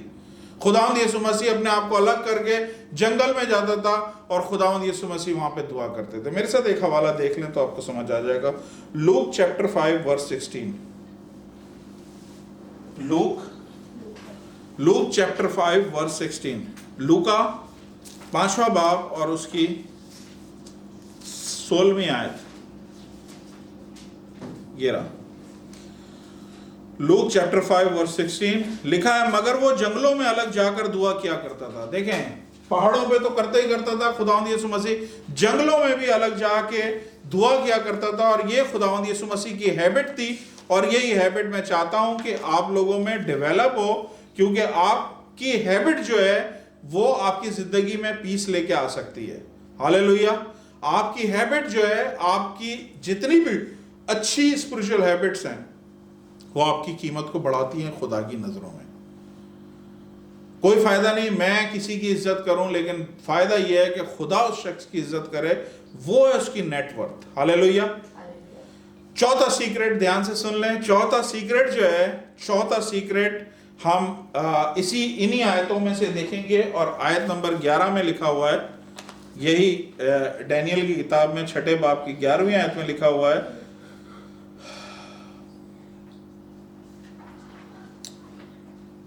नहीं, 11वीं नहीं, 10वीं आयत में लिखा हुआ है। इसमें लिखा हुआ है कि वो दिन में 3 मरतबा हस्बे मामूल घुटने टेक कर खुदा के हुजूर दुआ करता था और उसका शुक्रगुजारी करता था। हालेलुया। और ये बड़ा इंपॉर्टेंट पॉइंट है, क्योंकि आपको शुक्रगुजार होना जरूरी है। कैसे भी हालात आपकी जिंदगी में हो, कैसी भी सिचुएशन आपकी जिंदगी में हो, कैसी भी प्रॉब्लम आपकी जिंदगी में हो, आपको शुक्रगुजार होना जरूरी है। बाइबल बताती है इसके खिलाफ पूरा एक मंसूबा तैयार हो गया, इसके खिलाफ पूरा एजेंडा तैयार हो गया और बिल्कुल 100% ये फंसने के करीब है बिल्कुल, उसके बावजूद ये शुक्रगुजारी कर रहा है। ये है तीसरा सीक्रेट जो मैं बताना चाह रहा हूं कि तीसरा सीक्रेट क्या है। खुदा के कलाम में जगह जगह पे लिखा हुआ है, शुक्रगुजारी करो, शुक्रगुजारी करो, शुक्रगुजारी करो, हर हालत में उसकी शुक्रगुजारी करो। अगर मेरे साथ एक हवाला देखना चाहते हैं देख लें। फर्स्ट थेस्सलोनियन न्यू टेस्टामेंट में, फर्स्ट थेस्सलोनियन उसका 5वां बाब और 18वीं आयत। फर्स्ट थेस्सलोनियन 5वां बाब और 18वीं आयत। इसमें लिखा है, हर एक बात में शुक्रगुजारी करो, क्योंकि मसीह यीशु में तुम्हारी बाबत खुदा की यही मर्जी है। बाइबल में लिखा हुआ है कि हर एक बात में खुदावंद की शुक्रगुजारी करो। ध्यान से सुनिएगा, ये एक सीक्रेट है आपकी जिंदगी में पीस आने का। इसकी जिंदगी के 3 सीक्रेट हमने डिस्कस करें, 2 करें। पहले ये खुदा से डरता था और दूसरा सीक्रेट क्या था कि ये इसकी एक हैबिट थी कि 3 दफा ये घुटने टेक के खुदा के हुजूर दुआ करता था। और तीसरा सीक्रेट ये है कि ये हर हाल में शुक्रगुजारी करता था। आपको खुदा का कलाम बोलता है हर हाल में आपने शुक्रगुजारी करनी है, हर हाल में शुक्रगुजारी करनी है। आप किसी भी हालत में हो आपने शुक्रगुजारी करनी है। सुनिए, आप बीमार हैं, आपने इस चीज के लिए शुक्रगुजारी नहीं करनी। ध्यान से सुनिएगा, क्योंकि हमारे लोग शहजादे हैं, समझ नहीं पाते हैं बाज दफा।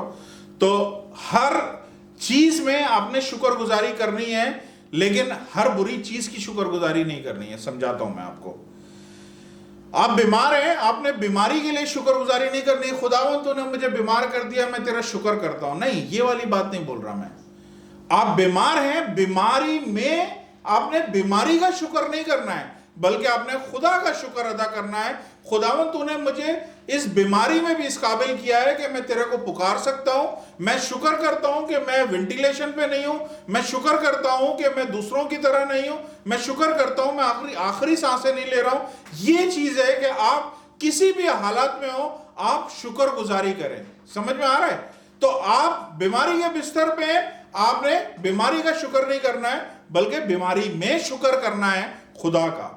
आपके हालात तंग हैं, माली तौर पे बिल्कुल खत्म हो गए, जीरो पे आ गए, तो आपने इन हालात का शुक्र, थैंक यू खुदावंद तेरा शुक्रिया, तूने मुझे बिल्कुल ही जीरो पे लेके आ गया है, मेरे पास आज एक धेला नहीं है, ये वाला शुक्र नहीं करना है। बल्कि ये शुक्र करना है कि खुदावंद इन हालात में भी मैं तेरा शुक्र अदा करता हूं कि मैं आज भी किसी के आगे हाथ नहीं फैला रहा, मेरे बच्चे आज भी भूखे नहीं सो रहे, मैं तेरा शुक्र अदा करता हूं। समझ आ रही है?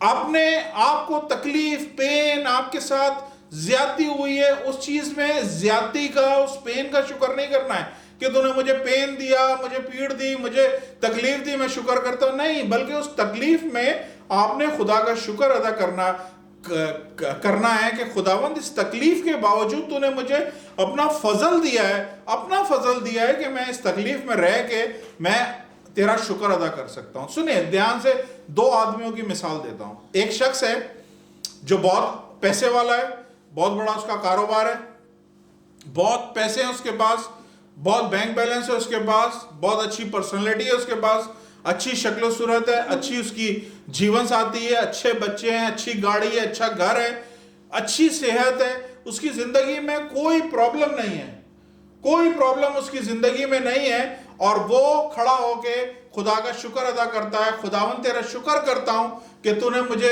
अच्छी सेहत दी, अच्छी सूरत दी, मुझे अच्छा कारोबार दिया, पैसे दिए, अच्छे बच्चे दिए, अच्छी तालीम दी, अच्छा स्टेटस दिया। इस चीज की वो शुक्रगुजारी करता है। एक ये शख्स है।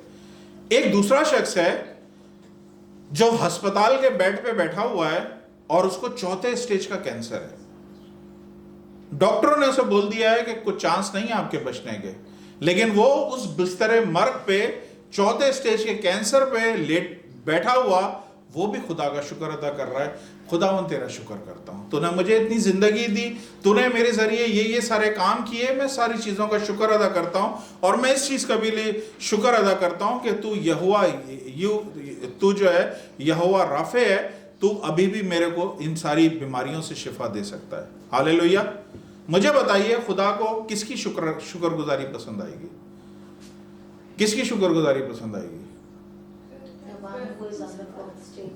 वो शख्स जो 4थे स्टेज के कैंसर में बैठा हुआ है और वो शुक्र अदा कर रहा है। इसलिए खुदा का कलाम बोल रहा है हर हालत में शुक्रगुजारी करो। डैनियल ने हमें यही बात सिखाई है कि हर हालत में वो खुदा की शुक्रगुजारी कर रहा था। प्लान उसके खिलाफ चल रहा है, उसके बावजूद वो शुक्रगुजारी कर रहा है। हमारे बहुत सारे मसीह लोग हैं, मसीह फैमिलीज हैं, नौजवान हैं, उनके पास पता है क्या चीज है? उनके पास इमरजेंसी स्प्रेयर है।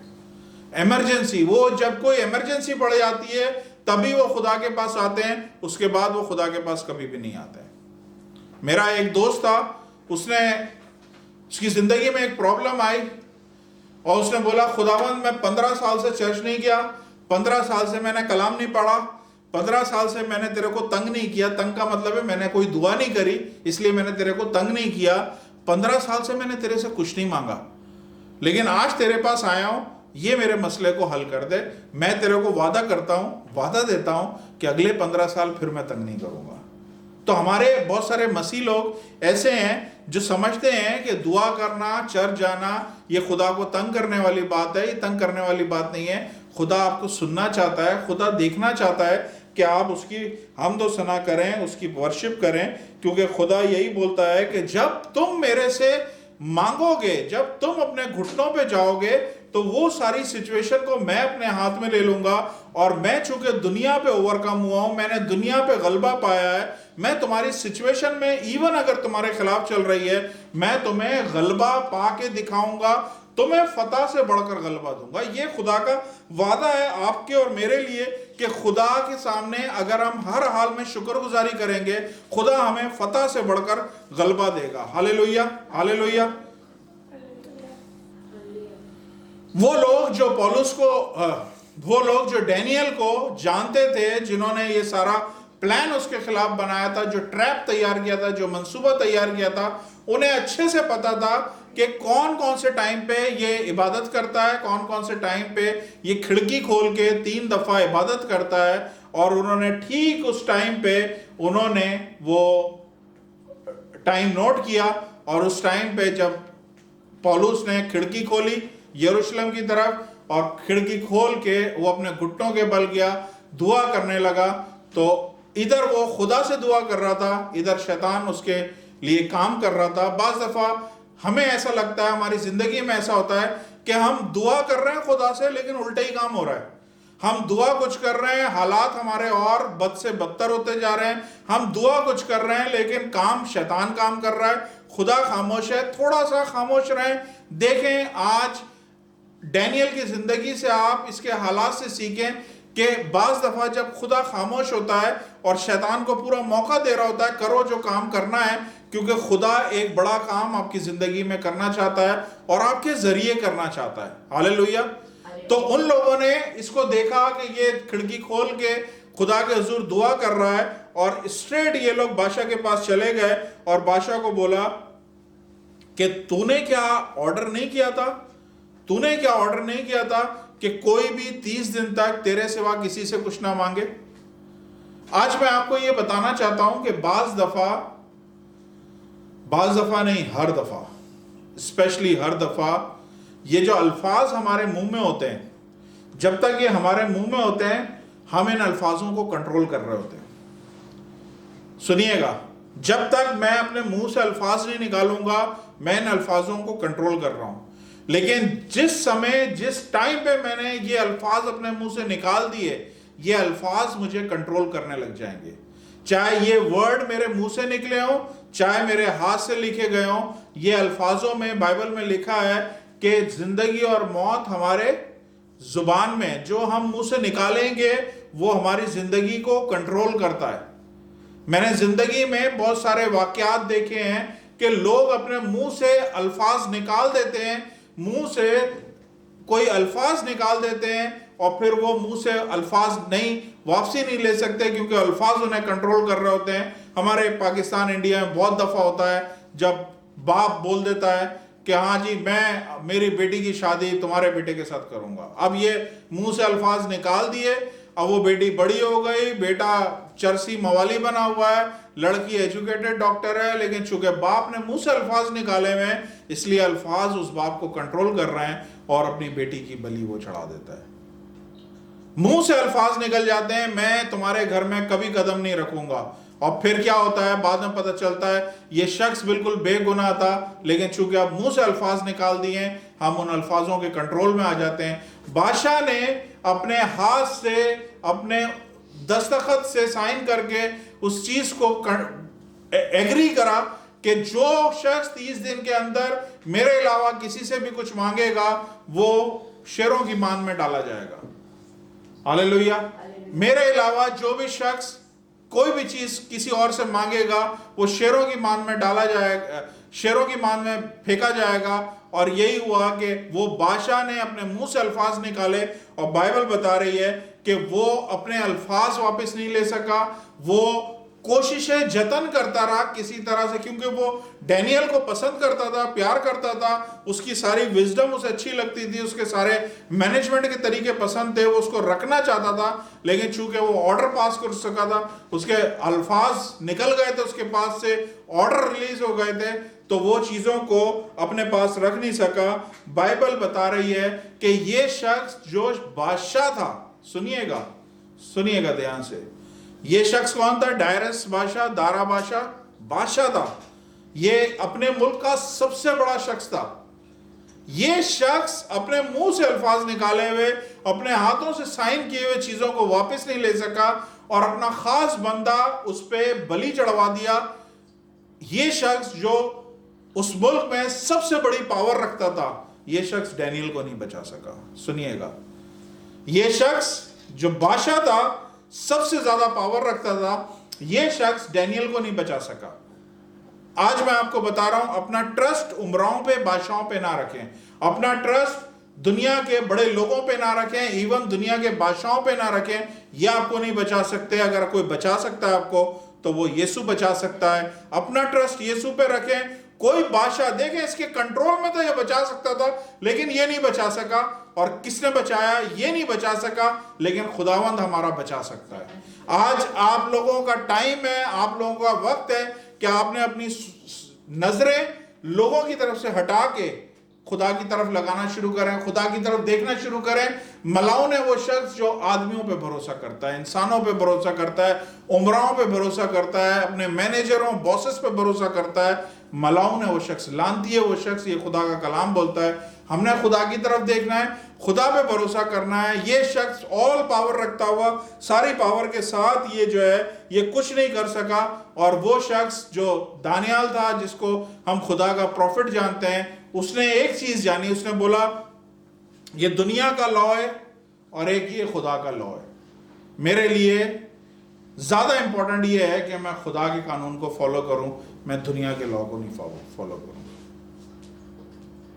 ये जानते हुए कि वो खिड़की खोलेगा, दुआ करेगा, वो फंस जाएगा, लेकिन उसने करी दुआ, उसने खिड़की भी खोली, उसने दुआ भी करी, क्योंकि पुराने अहदनामे में लिखा था तुम यरूशलेम की तरफ रुक करके दुआ किया करना। तो ये लिखा हुआ है दूसरी तवारीख में, अगर आप देखेंगे दूसरी तवारीख 6 बाब उसकी 36 से 39 आयत तक, यानी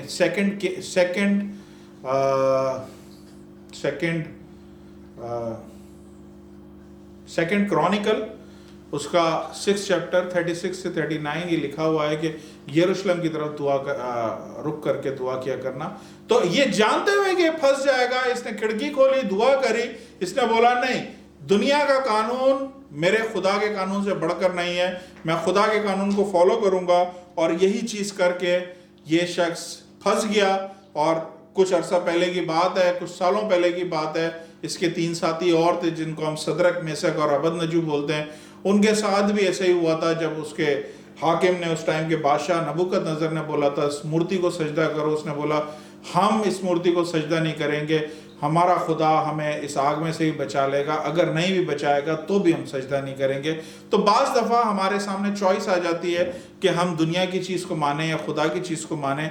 लेकिन आपके पीस का जो चौथा पॉइंट है वो यही है कि आपने खुदा के लॉ को, खुदा के हुक्म को, खुदा के हुक्म के ताबे रहें, खुदा को फॉलो करें। खुदा आपको हर एक चीज़ में से आज़ादी देगा। Hallelujah, hallelujah. बाइबल बताती है, अगर आपने ये सारी मेरी कहानी, ये जितनी भी मैंने पढ़ के सुनाई है, अपनी बाइबल में से आप खुद पढ़िएगा, एक दफ़ा भी, यही मैं कमाल की बात बोलना चाह रहा हूँ कि इतना कुछ इस शख्स के खिलाफ हो गया है। ये शख्स ने, डैनियल ने, एक दफ़ा भी बादशाह के कदमों को नहीं पकड़ा, बादशाह के आगे हाथ नहीं जोड़े, बादशाह के आगे सॉरी नहीं बोला कि खुदा, बादशाह मुझसे गलती हो गई है, मैं दोबारा नहीं करूंगा, एक मौका मुझे दे दे, ऐसा कुछ नहीं किया। ये बंदा मुकम्मल तौर पे पीस में था, मुकम्मल तौर पे पीस, मुकम्मल तौर पे इत्मीनान में था, क्योंकि इसे ये पता था कि मेरा खुदा मेरे साथ है, उसने मुझे कीमती वादे दिए हैं। मत्ती के अंजील में लिखा हुआ है, तो मुबारक हो गया अगर तुम्हें लोग मेरे नाम से सताएंगे। 5वें बाब मेरा ख्याल है, वो जो मुबारकबादियां जिसे हम कहते हैं, मैं पढ़ता हूं आपके सामने।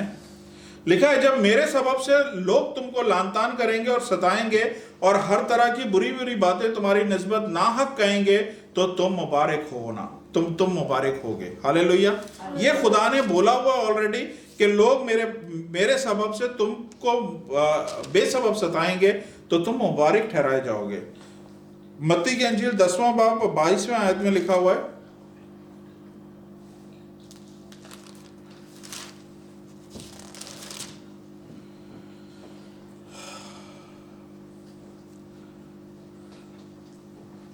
और मेरे नाम के बाइस से सब लोग तुमसे अदावत रखेंगे, मगर जो आखिर तक बर्दाश्त करेगा वही नजात पाएगा।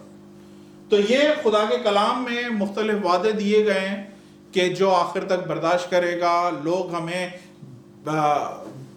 बेजा सताएंगे, बेजा फंसवाएंगे, ट्रैप करेंगे, हमें फंसवाएंगे। ये सारी चीज़ें खुदा के कलाम में लिखी हुई हैं। और बाइबल में ये लिखा हुआ है कि उसने एक दफ़ा भी किसी चीज़ के लिए पछताया नहीं, रिपेंट नहीं किया। और दानियाल ने हाथ नहीं जोड़े, दानियाल ने ये नहीं बोला मुझे माफ़ कर दो। दानियाल मुकम्मल तौर पे पीस में था, क्योंकि वो जानता था कि खुदा ने बोला तू मुझे पुकार तो मैं तुम्हें जवाब दूंगा। ये खुदा का वादा है कि मैं दुनिया के आखिर तक तुम्हारे साथ हूँ, मैं कभी तुम्हें यतीम और बेआसरा नहीं छोड़ूंगा।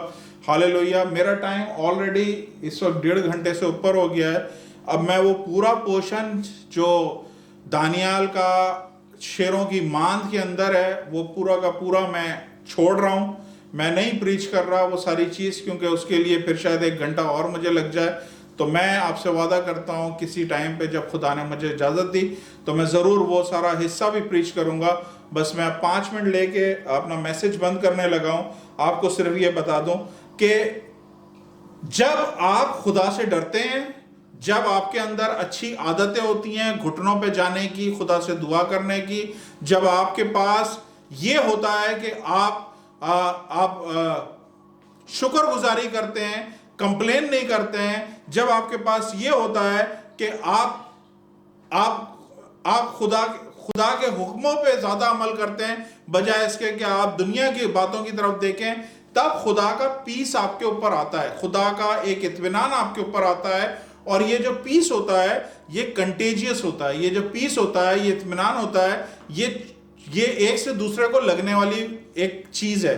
जैसे बीमारियां होती हैं एक से दूसरे को लगती हैं, इसी तरह ये जो पीस है ये भी एक से दूसरे को लगता है। मेरी जिंदगी में एज अ पास्टर बेशुमार लोग बड़े परेशानी की हालत में आते हैं, प्रॉब्लम की हालत में आते हैं, लेकिन जब वो मेरे से मिलते हैं, जब मैं उन्हें तसल्ली देता हूं, मैं उनको सुकून और इत्मीनान अपना उनके अंदर डालता हूं, जो खुदा ने अपना मुझ में डाला है मैं आगे उनको देता हूं, तो वो रोते हुए आए होते हैं और हंसते हुए वो इत्मीनान के साथ जाते हैं। तो ये जो पीस और इत्मीनान है ना, ये खुदा हमें देता है और ये खुदा हमें इसका कैरियर बनाता है। इसका कैरियर बनाता है मतलब हमारा काम है कि ये सुकून और इत्मीनान जो खुदा ने हमें दिया है हम आगे लोगों को डिस्ट्रीब्यूट करें। हालेलुया।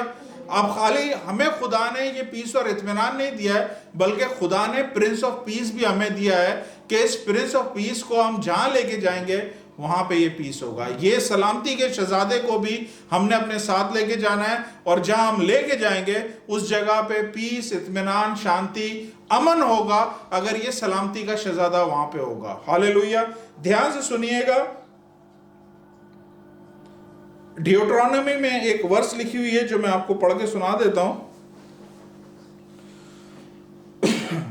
लिखा है, be strong and courageous, do not be afraid and terrified because of them, for the Lord your God goes with you, he will never leave you nor forsake you। ये खुदा का वादा है कि वो किसी भी हालत में आपको छोड़ेगा नहीं, किसी भी हालत में आपको यतीम और बेआसरा नहीं छोड़ेगा, मजबूत बन, डर नहीं, ये खुदा ने वादा दिया है।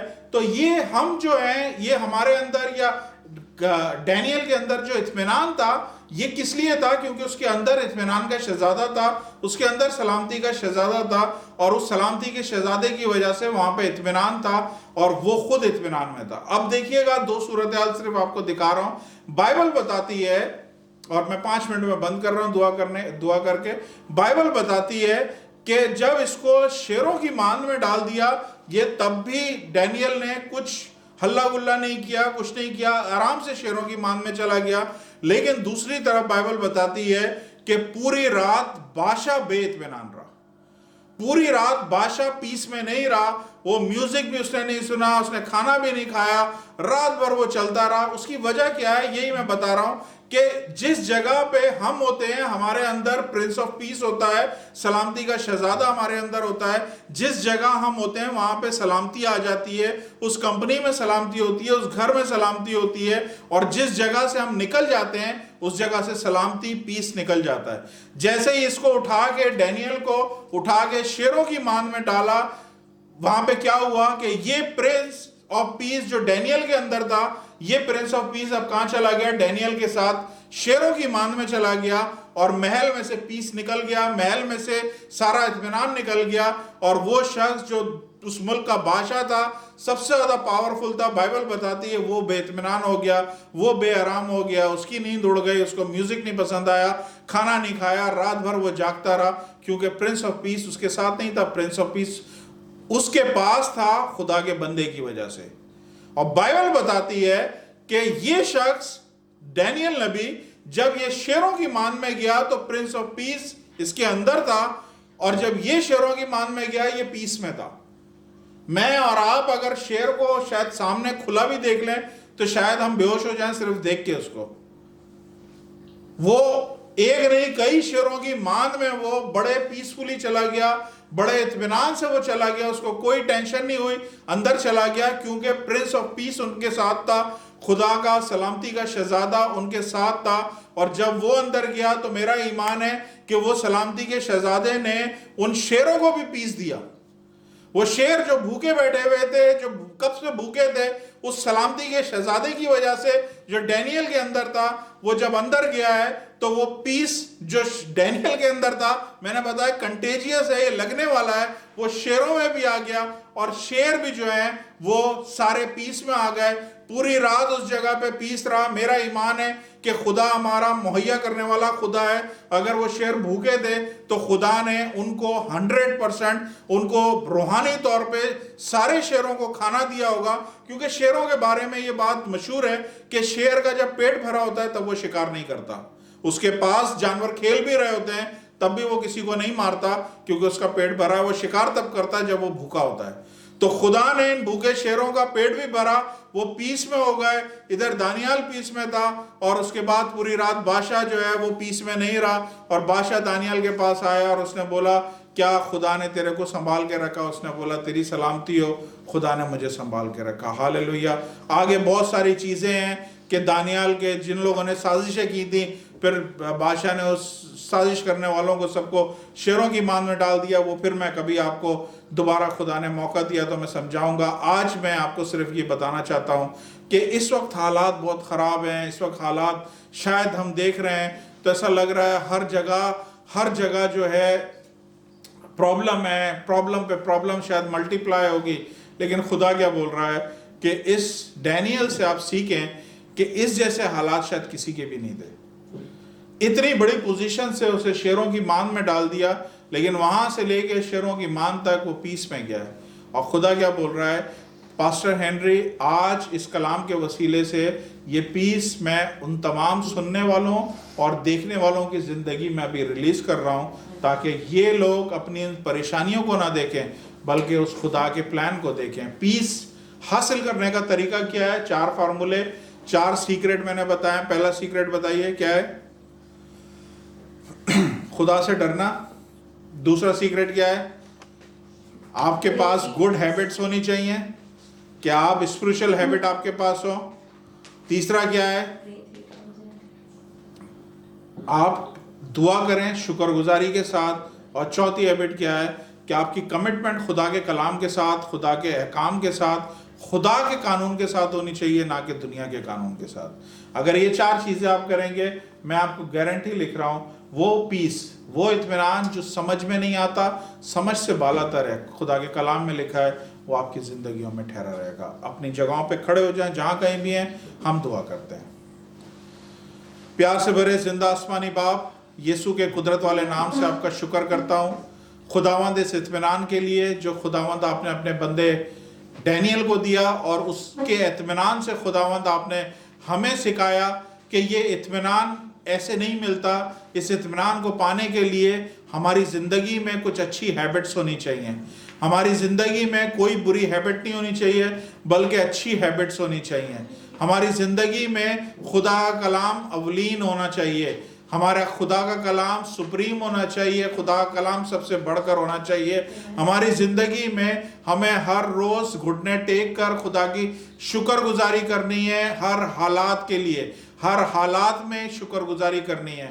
आसमानी बाप, हमें खुदा का खौफ रखना है, तो ये खुदा का इत्मीनान जो समझ से बालातर है हमारी ज़िंदगियों में आएगा। मैं खुदावंद, चूँकि आपके कलाम में से मैंने पढ़ा और समझा कि ये पीस जो है, ये जो इत्मीनान है, ये कंटेजियस है, ये एक से दूसरे में जाता है। इसलिए खुदावंद उस अथॉरिटी के साथ, खुदावंद जितने भी इस वक्त मेरा कलाम सुन रहे हैं, जितने भी खुदावंद ये कलाम को देख रहे हैं, यीशु मसीह नासरी, कैसे भी तूफान उनकी ज़िंदगी में, कैसी भी प्रॉब्लम उनकी ज़िंदगी में, कैसी भी परेशानियां उनकी ज़िंदगी में, कैसी भी हालात उनकी ज़िंदगी में, यीशु मसीह नासरी, आज मैं खुदावंद आपके कलाम के वसीले से इनकी ज़िंदगियों में चैन, आराम, इत्मीनान, पीस रिलीज कर रहा हूं। यीशु के नाम से रिसीव करिए अपनी ज़िंदगियों में अभी और इसी वक्त। आपका जहन जो बिल्कुल बिखरा हुआ है, मुख्तलिफ सोचें आपकी जहन में भटक रही हैं, अभी और इसी वक्त यीशु के नाम से थमे सारी सोचें और आपकी जिंदगी में एक इत्मीनान ऐसा है जो आप नहीं समझ पाए।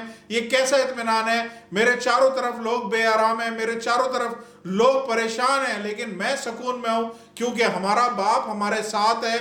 हम उस खुदा को मानते हैं जो हमें मुहैया करने वाला खुदा है, जो हमारी जंगें लड़ने वाला खुदा है, जो हमारे लिए मंसूबे बांधते हैं। उनके लिए खुदावंद हमारी जंगें लड़ता है और उनके लिए मंसूबे रखता है। यीशु मसीह नासरी आपका शुक्र करता हूं। जितने कलाम के सुनने वाले हैं खुदावंद सबको ब्लेस कीजिएगा, बरकत दीजिएगा और खुदावंद ये कलाम उनकी जिंदगियों में ठहरा रहे। ये सुकून और इत्मीनान खुदावंद है बाप इस साल आज के दिन से खुदावंद हमेशा तक, जब तक ये लोग जिंदों की जमीन पे जिंदा हैं, ये सुकून और इत्मीनान कोई इनसे चुराने वाला ना हो। यीशु के कुदरत वाले नाम से मांगता हूं, आमीन आमीन आमीन। खुदावंद आपके साथ हो। God bless you.